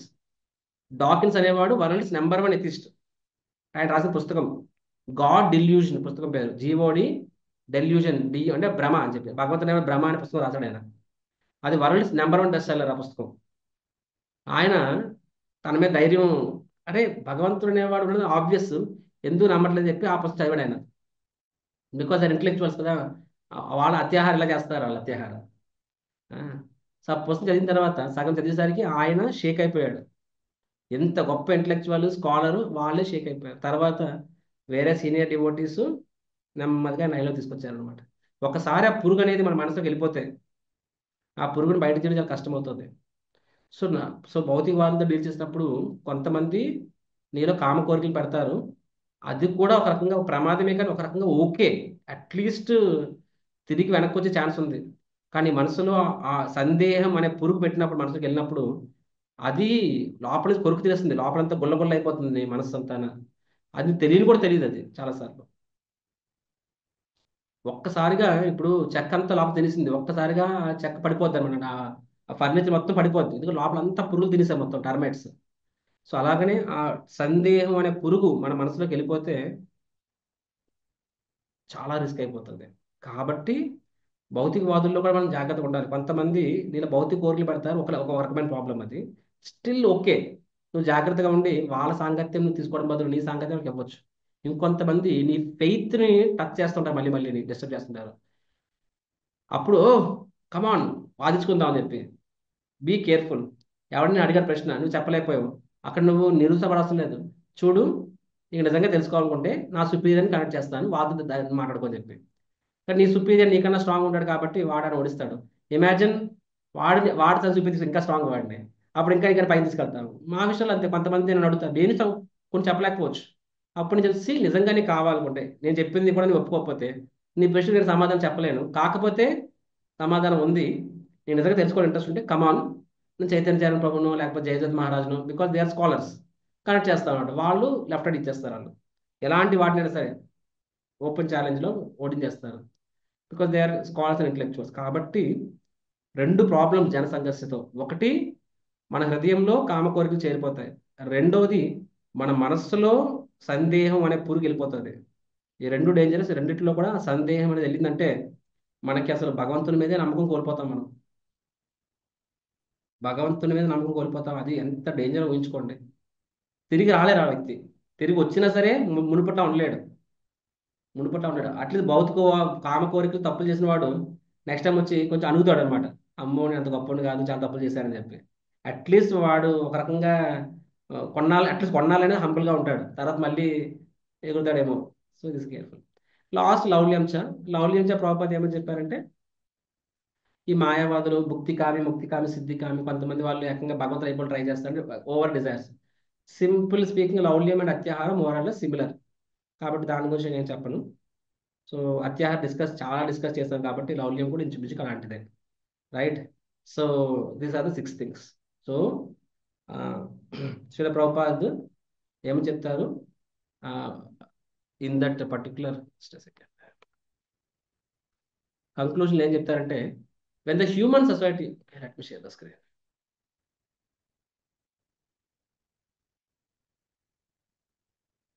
ప్రభుపాద్ చెప్తే కంక్లూజన్ ఏం చెప్తున్నారు, ఎప్పుడైతే హ్యూమన్ సొసైటీ అంటే ఎప్పుడైతే నాగరిక సమాజం అనేది ఈ 6 దోషాలని, రూపగోస్వామి చెప్పినట్టు ఈ 6 దోషాలని వదిలేస్తే ఏమవుతుంది, న్యాచురల్లీ ఆల్ ఎనిమిటీ బిట్వీన్ అంటే మనుషుల మధ్య, అన్య ప్రాణుల మధ్య, క్యాపిటలిస్ట్ కమ్యూనిస్ట్స్ అన్నిటి మధ్య కూడా సమస్యలు సాల్వ్ అయిపోతాయి. మరియు మరియు అందరూ కూడా సామరస్యంగా ఉండగలరు చెప్తారు. అంటే ప్రభుపాద మధ్యలో కాన్సెప్ట్ చెప్పలేదు నేను. అది అత్యాహార అనే కాన్సెప్ట్ దగ్గర క్యాపిటలిస్ట్ కమ్యూనిస్టు. క్యాపిటలిస్ట్ అంటే ఏంటి, తెలుగులో ఏమంటే తెలియదు నాకు, బట్ పెట్టుబడిదారు. యా పెట్టుబడిదారు. ఓకే. కమ్యూనిస్టులు ఏమంటారు, సామ్యవాది. సామ్యవాదులు. ఓకే. సో పెట్టుబడిదారులు, సామ్యవాదులు, వీరి మధ్య ఆ విషయాన్ని ప్రభుపాద చెప్తుంటే అత్యాహార అనే కాన్సెప్ట్. సో క్యాపిటలిస్ట్ ఏంటంటే ఇంకా దోచుకోవాలని చూస్తారు. కమ్యూనిస్టులు ఏంటది, లేదు అంతా సమానం అంటారు, కష్టపడడానికి ఇష్టపడరు. సో ఇద్దరు కూడా ఫ్లాప్ అని చెప్తారు ప్రభుపాద. సో సొల్యూషన్ ఏంటి, యాక్చువల్గా స్పిరిచువల్ కమ్యూనిజం చెప్తారు ప్రభుపాద. అంటే కమ్యూనిస్ట్ అంటే అంతా కూడా రాష్ట్రానికి చెందింది, రాష్ట్రానికి చెందింది అందరు ప్రజలకు చెందింది అంటారు కమ్యూనిస్టులు. ప్రభుపాద ఏం చెప్తారు, యాక్చువల్గా రాష్ట్రం కూడా కాదు, భగవంతుడు చెందింది. కాబట్టి భగవంతుని చెందింది, భగవంతుని యొక్క సంతానం అందరికీ చెందుతుంది. మనిషికి మాత్రం కాదు, జంతువులకు అందరికీ కూడా. That is everything belong to state అనేది communist philosophy. Everything belongs to God అనేది స్పిరిచువల్ కమ్యూనిజం ఫిలాసఫీ. అది మాత్రమే వర్కౌట్ అవుతుంది అంటారు. సో అఫ్ కోర్స్ దాని అప్లికేషన్ మనం తెచ్చుకోవచ్చు, but will not discuss now. So Prabhupada ఎసెన్షియల్గా ఏం చెప్తారంటే, ఈ అత్యాహార అనేది మనం మానేస్తే సో న్యాచురల్గా మిగతావన్నీ కూడా ఆటోమేటిక్గా కనెక్ట్ అవుతాయి. సో అత్యాహార అనేది మూలం అన్నిటికీ. So so devout has to be very careful అనమాట. అదే చెప్తున్నాను కదా, ఈ 4 నియమాలు మాంసాహారం, మద్యం, జూదం, వ్యభిచారం, 4 నియమాలు భక్తిని, 4 పాపాలు భక్తిని కూల్చేస్తాయని చెప్తాం మనము. సో అవి స్థూలం, కంటికి కనిపించే దోషాలు, అవి పాపాలు అవి. ఇక్కడ ఈ 6 అనేవి కంటికి కనిపించినవి. ఇది అంతే అర్థం. భక్తుల్లో కూడా ఇవి నడుస్తూ ఉండొచ్చు, కానీ వీటి వల్ల వీ కెన్ సీ క్లియర్లీ వాళ్ళ వెనక్కి వెళ్ళిపోతూ ఉంటారు. కంటికి కనిపించినవి ఇవి. గురువు చెప్తే వినము, నీకు నువ్వు తెలుసుకోలేము. ఇంకా అలాంటి వాడికి ఏం బాగుపడతాడు. ఒకరు చెప్తే మనం వినము, సొంతంగా మనం తెలుసుకోలేము. సో అలాంటి వాడికి భగవంతుని కాపాడాలి అంతే. ఇంకా అది. సో ఈ 6 అలాంటివి అంటే నీకు నువ్వు తెలుసుకోలేవు ఇవి, ఒకరు చెప్తే తెలుస్తాయి.